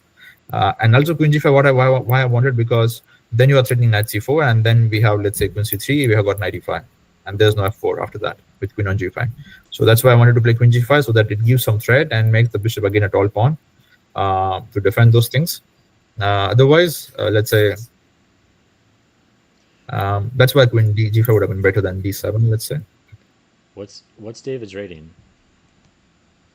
David's rating, we can figure it out from here. David's is 1304. Yeah, David 1300. Wow. This is the 3rd game where the low rated player is putting up an extremely strong fight, making me happy. I decided to do commentary instead of play this weekend because I wouldn't want to be facing these beastly 12 and 1300s who are playing excellent chess and going to steal all my rating points. Absolutely. If anyone can play for win, it's black, because black has got the weaknesses. He has got the activity, white has got the double pawns, he has got the tall pawn, he has got inactive rook, and the knight is doing the best defender job. So it's just good. f4 rook e7, and yeah, I think he's playing for the win. It's not like he's taking a draw here. Like takes c4, the bishop has to go back. You cannot go this side. Knight e4 is coming. You go here. You're gonna take this pawn. Gonna play rook b2. Gonna play c3. I'm gonna create some problems here. Yeah, from what I can tell, it's not even like you'd expect a 1300 to blundered at least once by now, and from what I can tell, he hasn't. You know, we haven't seen any blunders where Tim had a missed chance, have we? Sorry. We haven't seen any blunders where Tim had a missed chance, have we? So I feel like it's just I don't think so. I don't think so. He didn't have any chance. I think more or less it was a normal game. Like, I mean, yes, some strategic errors, mistakes from both sides, but not really any blunder or tactical oversight. mhm. So you got to I think you it got to was, feel a little bit bad for Tim. It's like, hey, you're 1300. You should have blundered by now. Like, there's nothing to find. yeah. So it's just gotta just this is new chess. Everyone's good now. Yeah, and let's go back to the live position, which is very, very interesting. And team down to 7 minutes. And here is the only game where David is also maintaining the clock. Like he has got 8 minutes. All of the boards we saw the lower edges has at least less time on the clock. But this is the board we are also witnessing David having a very good time. So let's stick to this game because I think this is, and also I want to see the Miles game in between. Let's switch between these two games. Okay, so Miles did manage to create some counterplay here. So what he did is, okay, we saw this, we did see this. And then, okay, he got a chance because he played 22. He got a chance to play h5 and some counterplay there. He would have maybe started with rook g2 so that there is no this ideas of h5. And look, he's even going here, but not exchanging queens. c4, and now the queen is trapped. So, well, see how I love that. C4's crafty, just saying, sorry, your queen's defending mate. So that's He yeah, did manage to, that's not a you wouldn't find that move in Blitz that easily. So that's a classical move. It's classy. I like it. definitely. So he did manage to create a weakness over g6, but then he managed to paralyze the queen at the same time, which is more important. Yeah, because to find a move like that, you have to have the thought process like, oh, that queen's pinned down. That queen is actually not as near as active as it looks because it needs to defend b2. How can I exploit that? Oh, c4 seems cool. So I love that. And one of the funny ways to win this position is just put your rook on f2 and play like Lucina, like just push the pawn with the bring king forward and just push the pawn like this. And you can just play g1, g3 after that because you cannot really capture always rook e1, rook f1. And moves like rook b1, okay, you can just play b5 or queen b3, trapping the queen. So this would be very, very beautiful way to finish off the games, like rook f2 or rook h2 and just push g5, g4. Okay, eventually he goes rook b1 and now simply queen b3 and it's game over. But he can also play b5 like anyway because the queen is not going to come out, or d5, whatever he likes. So it's completely locked down here for white. Wow, c4 from Riker. I love that. This is a game to definitely if you close it out to annotate, throw it in your database. Don't forget about this one. You want to pull it out uh, 10 years from now. I'm, I'm I'm already looking forward to the interesting match which will happen at some point between David and Riker because both of them are simply outplaying the higher players. So it will be interesting to see them playing at some point. Yeah, we'll see. I mean, we got 6 rounds, but we do have 70 players, so it's gonna be. We're not. It's not like Thursdays where we're basically gonna get to see the marquee matchup no matter what. It's Mhm. we're a bit beholden to the pairings machine to see what matchups we actually end up getting this weekend. Mhm. Uh, but yeah, this is a crazy first round. I'm glad we covered the first round. I thought this would all be stomps, but we're having upsets. So glance at Oke's game as well. Is he still on the ropes or? Yeah, and I have one question for you. Can you guess the move from Riker here? D5 or B5 or Queen B3? Three options for you. Yeah, yeah. I mean, Queen B3 is. I'm just like I love to simplify if I feel like I'm already winning. So Queen B3 is.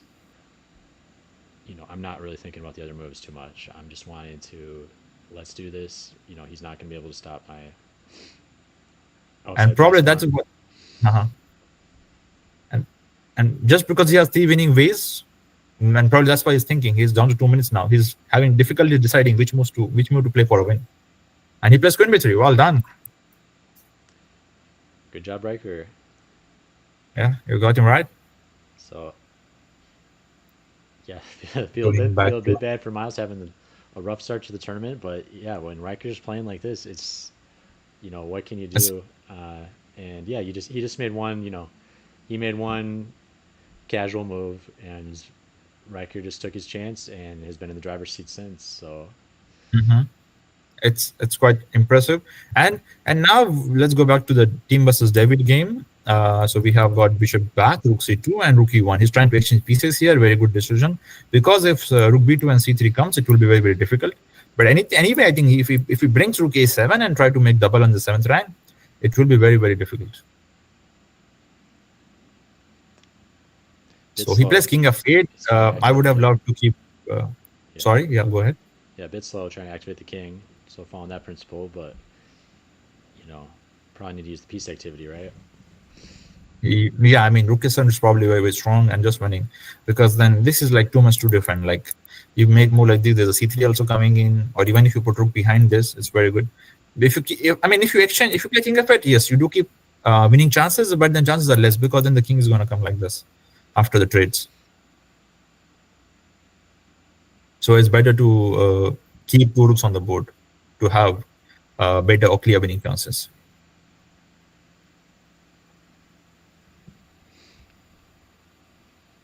And Tim is probably definitely still playing this for a win, based on the rating gap. But at the same time, he's down to 5 minutes, and David is playing on clock, I guess, and he has 8 minutes, and in general he has played very solid game, and maybe he's happy with draw. But in case of Riker, he just wants to finish miles here. Like, he exchanged queens and he's just pushing pawns like rook d1, but he cannot take because it's a mate. He might Yeah, play king this is c1 soon. this is brutal. I feel like, okay, so what's the most clinical? Do you want to bring the king with the pawn, or just shove the pawn without the king? I think king c1 is the only way to keep this game going. Otherwise, resign is the best move, because you're getting mated here, pawn getting pushed. Even king c1, I believe you can just push the g pawn. No need to work hard. Like, say he just played. Oh, come on, he played g5, king b1. Okay, and this is the live position. Okay, so it's black to play. So simply g4 is coming, king c1, g3. You take the pawn, g2, and by the time you come back, it's very late. You can give a check. It's not needed, but okay, you can do it in professional way to even look better. And it's game over. So no mercy from Riker.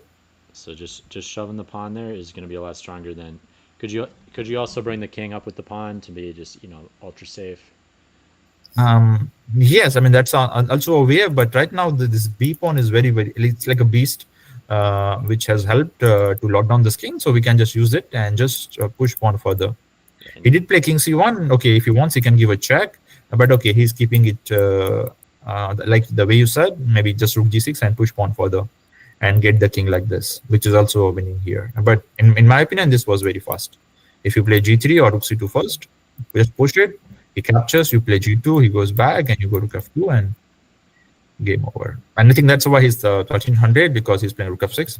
Even if he plays this move correct, then that will be a bit too much, right? But yeah. even this is a very, very clear idea. Yeah, and that is something to keep in mind. This is where rating differences sometimes come from. So we're really hoping he closes this out, but you never know. There's always crazy things that can happen in chess. You could imagine him stepping his king up, him allowing rook takes d6 with check. Mhm. This is pretty close to gone, but it's not quite there yet. So you still got to make a few good moves. Yeah. So talking about this game, yes, his king is coming to d4 as we discussed, and he has played king e7. We have got one upset here. Ran has drawn a game against National Master. Okay, well, So, he was in a. and actually, Ran was winning if he plays Yeah, bishop yeah, d5. he was winning earlier, right? Or he was up. He was up Yeah, material, or it was equal yeah, material. Okay, so it's still equal material. So that's still, you know, a very good result for Ryan, and I don't think a huge miss. Um, hmm Knight f4 and bishop c4. He did get this. Then how did he draw this? Okay, come on. Simply rook f2 was very, very strong. Maybe knight g5. Check, check, check. And it's a mate, right? Then why not? Maybe rook f2, knight f4 is there, but still you can capture this pawn, and there's nothing much. He just captured this, and I think they offered a draw or something. Yeah, they just made a repetition. Oh, they offered accepted draw. But this was also a very, very difficult position. I think maybe it's losing if this a5 pawn is rolling out. Like, it's mhm. quite strong. I'm sure OK at least thought about winning chances with the D pawn, realized there were not any. Um, Mhm. so actually, I impressive impressive by OK as well to just concede the draw compared to overpressing, trying to win despite the rating gap. Um, Yeah. so I always like to see mature chess. So that's you got to play the position, not the opponent. But it's a bit Mhm. hard to do that when you know the draw is going to cost you points, but that's a loss is going to cost you a lot more points than a draw. So Definitely, definitely. And let's go back to the Miles versus Riker. Okay. There are some changes. He's giving some chances. He did play G4, but after that he went back. And after King D2, he's playing Rook E5. He's not sure about what to do, he won. and this is not going very well. But as long, I mean, if he brings kings, he's still winning. But now, okay, White has got some play for sure.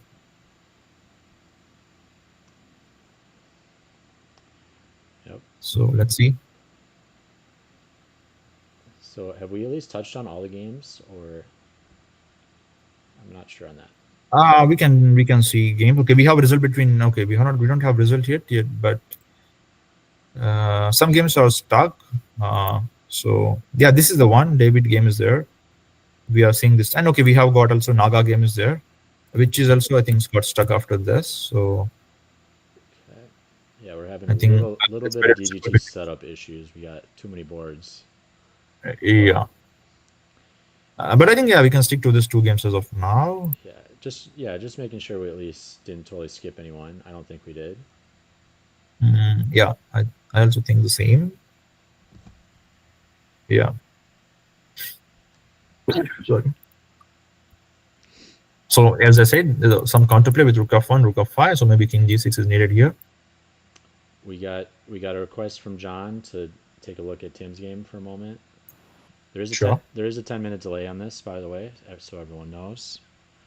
So you guys on site might know more than we do. Y- Yes. And we have got King D4. And as I said, after this, it's very hard to win as a black because black can control a lot of things here.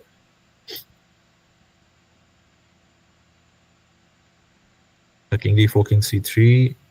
I mean, the pawn will not hang, but then the rook can get activated or some play can be generated from this. Or simply the best idea could be Rook H2 and trying to win this pawn. So if David is not alert, he might lose this because Tim is an experienced player. Yeah, and that would be the expected result. So you think if there's endgame with play, you're definitely expecting the stronger player to win. So Uh-huh.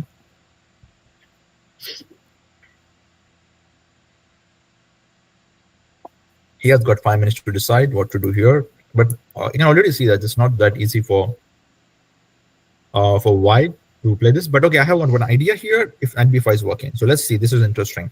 If he captures, we have got Rook C2, Knight A3 check, King moves, you capture, and he captures back. And now what is happening in this King Pawn endgame? Usually such endgames are drawn, but okay, let's say King D3.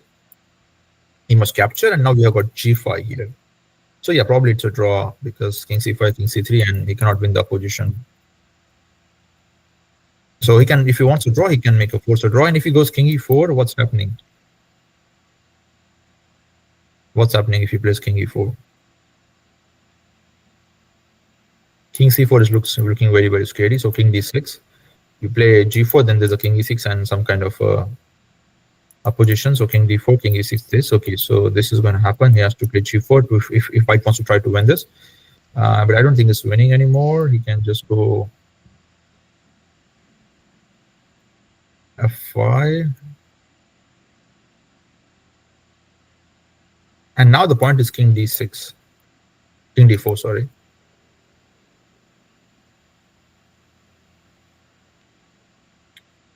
And wherever you go, White still has the opposition. So some chances are there. I mean, it's not that deep.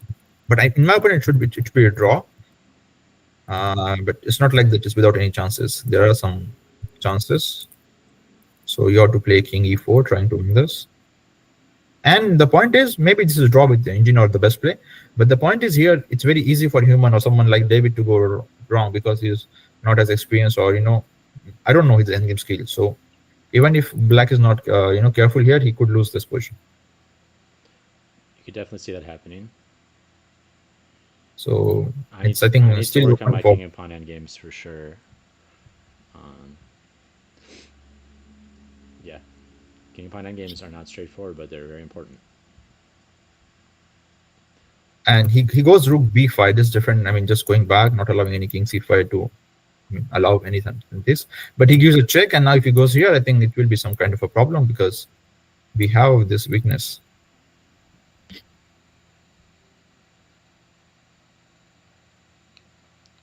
All right, So David needs to decide here. He has got 4 minutes to take a call. all right. We got another request to see an update on Dane's game. Okay, that is, I think, over. Dane has already won it. Yeah, and Dane won this with no time too, which is nice, which was pretty impressive because Dane was busy setting up the broadcast, so we could actually Mhm. show you guys the games. So his clock was ticking away while he helped get technical issues working on the back end. So really appreciate Dane with the support. You know, he's got a lot going on in the tournament already, so thank you for the setup. Yeah, we can relook at the game, but I think Dan has just played a very good game in general. Like, he got the bishop here very carefully. He got the center control, and um, then it was like very easy. Like, he opened up the position, and f4 came in, and he got a piece. So I think it was very easy and clean game from Dane's side. After that, also he was very careful about his moves and played c6 and all those moves, taking care of everything. And also the conversion was quite good, the exchange of pieces and everything in general. And I think somewhere around here, we lost the digital coverage of this game, or maybe white player just resigned because the knight was hanging. So yeah, that's the short highlight from the Danes game, a clean game against my guild. And we do have these two games going on. And how the bishop got improved from c2 to c6. So he played this, okay. And instead of going for the rook h2 idea, I don't know why he's not going for this. This is very obvious for me. He went bishop a4 and trying to improve the bishop, and this definitely gives some pressure to the lower tier opponent. When the bad bishop becomes a good bishop, or suddenly the pressure increases. And this is the last plan which he can always make to win this game. Well, well, you saw him play the gambit early on, and you know he likes to play attacking chess. So maybe he's just got his sights set on that king. He wants mating threats. You know, could be some mindset. Yeah, and we have got some play here. What he went for, and Miles' game had a lot of action. Riker went for the b2 pawn. Now he's gonna get some checks there, but the king will This is just roll still over. looking excellent for black. I feel like B2 is going to be coming before you know it, and that's going to be a whole new He, issue. yes, I mean, he's completely winning, but he has got some checks in c4. I mean, it's dead lost as white, but Miles' only hope is 1 minute. Riker's 1 minute on the clock, so he's banking on that. And we have got f5, and this is a serious mistake because now he creates a weakness on over e6, and it's a game over after rook e6 because king c7 will land into rook here. If you go back to king d8, it's a blunder, and the d6 knight, which was the key of your position, will be destroyed.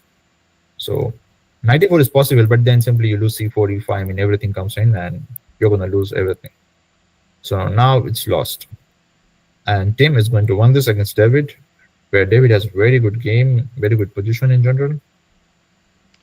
Yep. So David putting the rest of the tournament on notice that he's here to play. You know, even though he's probably not going to close this one out, but definitely play way above his level to give Tim this many headaches in this game. Yeah, definitely player to watch out.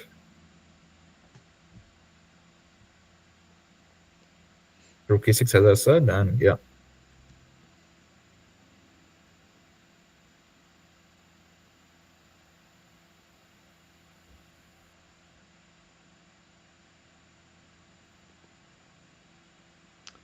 Okay, let's see how Riker finishes against Miles.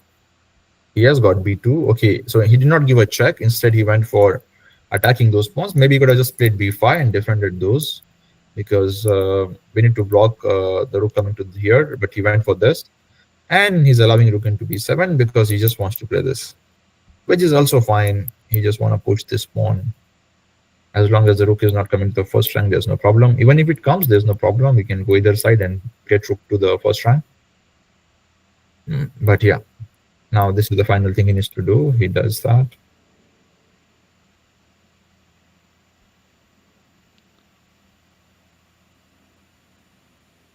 And anytime the resignation might come in. Yeah, I feel like he'll wait till he queens to resign. It's never over till it's over, but Yeah, he can give this check and get back to f1. Maybe that's why he did not give check at that moment, so that he can have this option of making this thing. And the g2, okay, you go some side, and after that, okay, either the king will come in or the rook will come in from this sides. Okay, can play king b3, and there's an idea of king a2, but okay, it's too late. Let's see how the game gets finished. It's Miles to play with 11 minutes to go.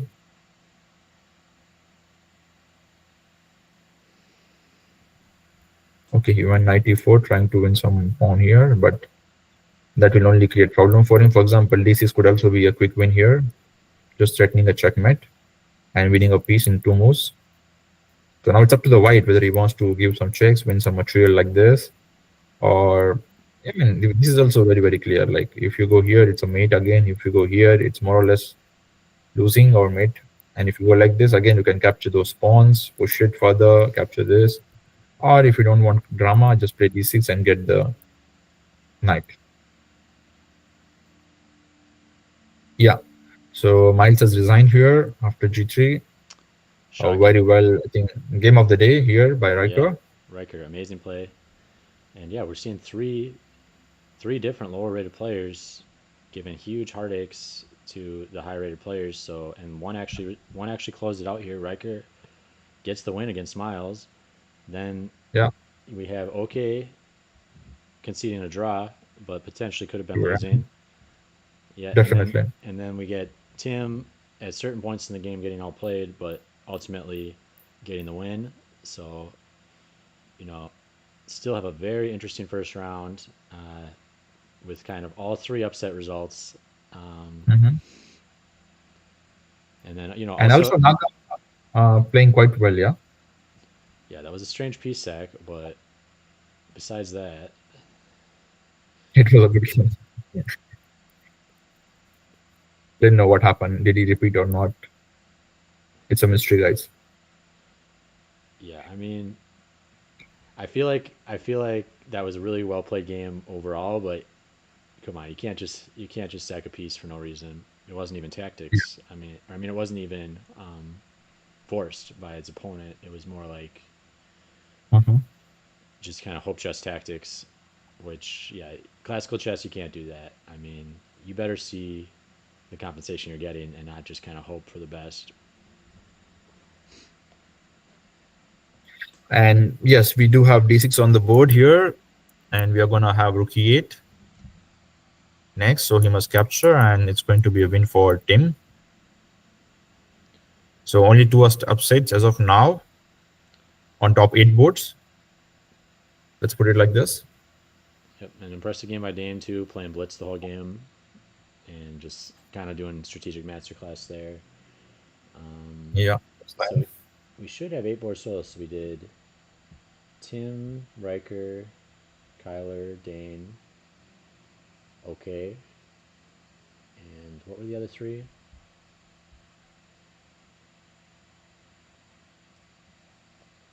He gets the piece.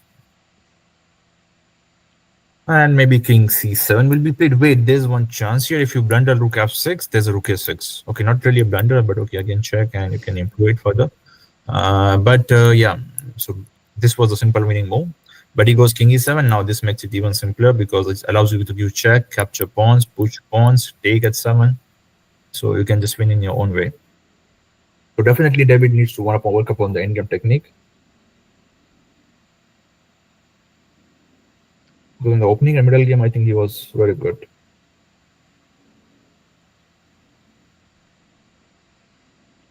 right, it's crunch time. We can see. I mean, these games we're on the 10-minute delay, so a lot of these games are probably already over by now. But they're getting down to their final seconds. The round is coming to its conclusion if both sides use their entire clock. Uh-huh. Whenever my games get down to this phase, I like to do a little mental coaching. Say, who wants it more? Checks, captures, threats, focus. Let's make it happen. Because yeah, And right now, these are the moments. we do have a puzzle, just like you said, check capture threats, guys. So it's white to play, and we need two moves. Let's see if they can spot this. It's a question to the viewers. Let's ask Yeah, them. yeah. Let's see if I can find it too. So I probably won't be able to. Yeah, let's maybe give them 2 minutes because it's quite easy. But however, team only has 1 minute. So guys, you have got 1 minute to answer. It's white to play and force resignation. It did. That's it. Bishop d5 is the move. Good job, Tim. Tim's got his tactics on lock. Yes. I was thinking that. I Moments. was thinking that, but afraid to say it. I was doing my double, triple checking. That's perfect. That's perfect. And now we will witness a resignation before we get answers in the chat, I believe.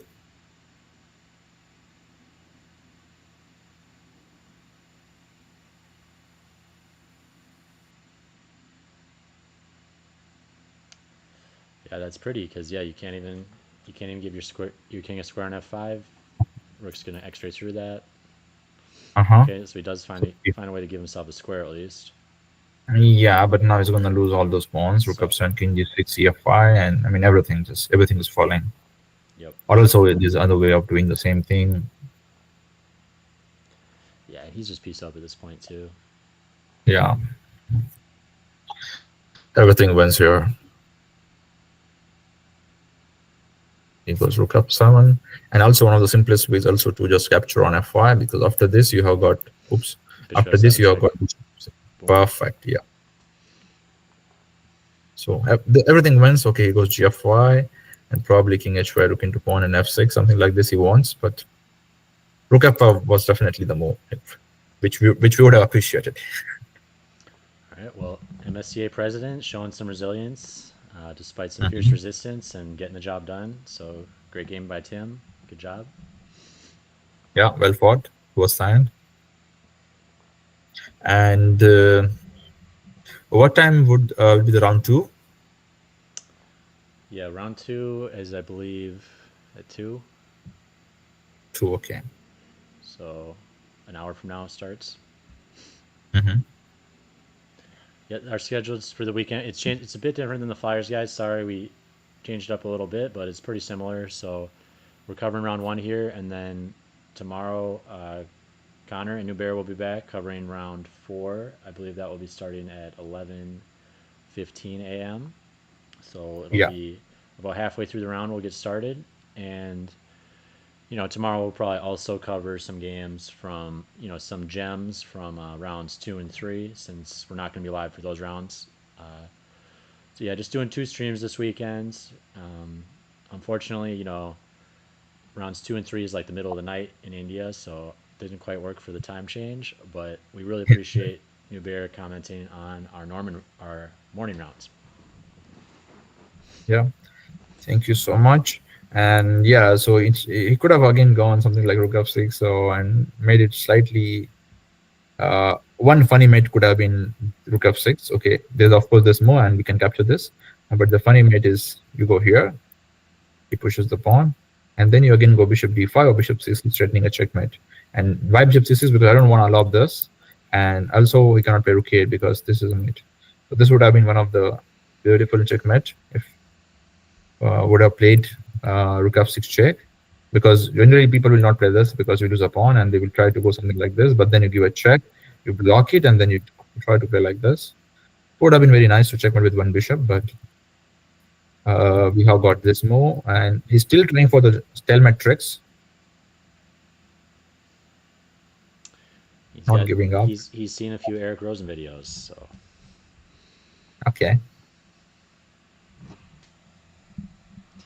yeah. There's that funny stalemate trick where it only works in blitz, of course, not increment, but you basically put your king on you put your king on like b7, Mm-hmm. and say your opponent has you both have queens, but they have like four extra pawns or something, right? And Uh-huh. your opponent checks you like queen b1 check or something. You play Okay. you play queen b6, Okay. and then when they play queen takes queen, you play king a8, and you Yeah, hope and you make some other fun move, and and you hope that they pre-moved a pawn move because they just assume that you're going to recapture the queen, of course. So, yes, yes, that's one of the most painful thing, so you or just the you just gotta smartest watch out. You calls. gotta watch out for it. Be ready for it. Just never make the pawn pre-move. And Definitely, I yeah. solve it, but I don't play increment blitz, or I mean I don't play non-increment blitz. But But this has even happened to the grandmasters. I've seen people crying out there. you know the dirty tricks of Okay, chess. Right up there with the Lafang playing bishop h6. Uh, here just David Villa, he hanging your badly wants bishop. to, yeah. Here David badly wants to take all of his pawns. He's not pushing them. He's like, okay, take my pawn, take my last pawn. Now king has only one remaining legal move left. Probably he will play king h6, f6, and then c3. I don't know.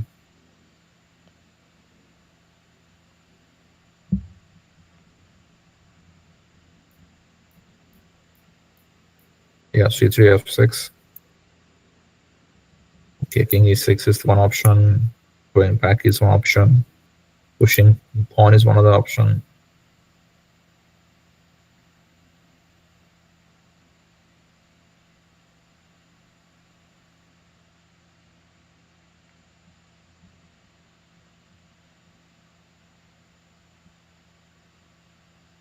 Okay, he managed to get all the pawns off the board.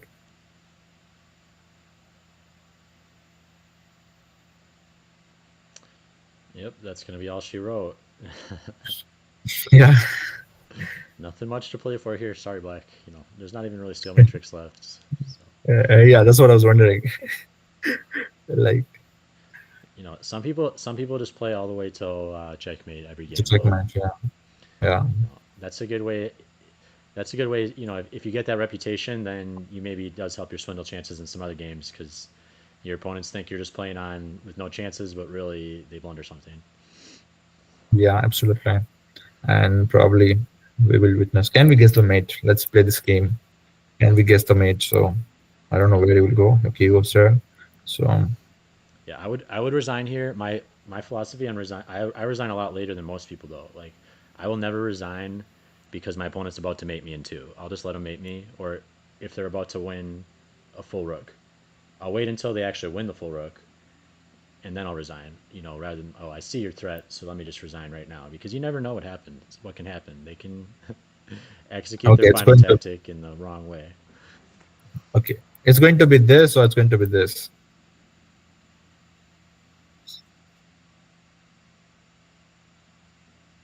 Okay, oh, come on, it's none of them. He goes King G8 Yeah, he's like and he's not even doing this. he's like Yeah, he's going. no stalemates. Yeah, that's a nice little queen. At least you got the king restricted to two squares. That's how I like to finish off my blindfold games. Could just be extra safe. I just hope that he doesn't push this pawn. Yeah, come on, push the rook. Yeah, maybe he's upset that he's not resigning. No, Tim doesn't care. Uh, He's like, it's all good, buddy. Checkmate. uh, So it's all good. Yeah, you honestly don't resigning politics is no big deal. You can play on to yeah. the end if you feel like it. It's your right. Wait, what? There's a rook e6. Maybe some mistake. Well, maybe he was just doing a little trolling. Who knows? Saying your king can't move. Oh, we did see rook c8 coming in, but now we see rook e6 on the GG board. Yeah, it's probably DGT error. This one's over. Yeah. All right. Do we have anything else pending? No, I don't think so. All right. Well, let me do some quick announcements again. So Yeah. again, we'll be broadcasting tomorrow. The round time's a little wrong, but we will have expert Connor Weatherly, who we all know is super strong on Thursdays, commentating along with Nubair. But the main stuff we got coming up is our cool events at the end of the month. So this is May 30th and then May 31st through June 1st. So May 30th is a Friday night, and we're going to have a training camp with I Am Nubair here leading it. So any serious chess improvers that are interested in improving their game should definitely think about attending this. It's going to be 3 hours of lectures and training games, as well as you'll get it during one of the windows of the training games. You'll get a chance to play Nubair and Blitz if you so desire.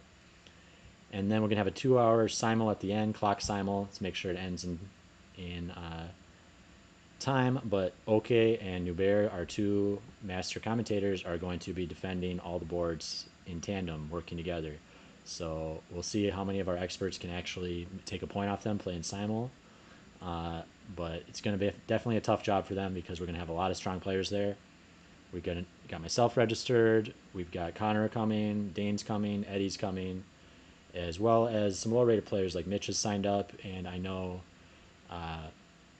some other low-rated players are coming as well. So, the topic should be good for everyone. Carlsbad pawn structure. Everyone's got something to learn about strategy there, and then we're going to divide off into our training games rating appropriately.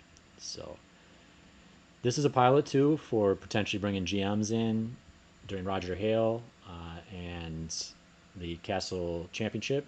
So if we get really good turnout, that's going to be really good evidence for the future players we want to bring in. So please support the pilot, check the training camp out. And then what's also going on is the rest of the weekend. So after the training camp is we've got the return thing. So this is a parallel tournament to ideally a professional match. So we don't have a player lined up yet, but we're hoping to have one of Minnesota's top ranked players play Nubair in a 2-game classical match alongside the return thing on May 30th through June 1st. So that could be a really cool. We're going to broadcast it as well, of course. So that could be a really cool opportunity to actually see a pro match, right? Instead of seeing our top players just beat up our club level players, we're going to give them a real challenge with Nubair here, who's an IM with 3 GM norms. So that's a big enough challenge for anyone, and in our state at least. And yeah, so the details on the match are kind of to be determined right now because we're trying to line up his opponent. But you will get to see Nubair playing some serious competitive chess as well during that weekend event. So it should be a fun time. And there also is a special if you want to sign up for the training camp and the tournament together, you can get a discount. So all those are live on the tournament registration, and if you want to attend the training camp, you register for it the same way you'd register for a tournament. So, any thoughts you have, Nubair, on the training camp? Yeah, I'm looking forward to it. Excited to meet the members of the club, to see the people. I'm commenting on the games there, and yeah, overall, and the match would also be an interesting experience, and so as a tandem simul.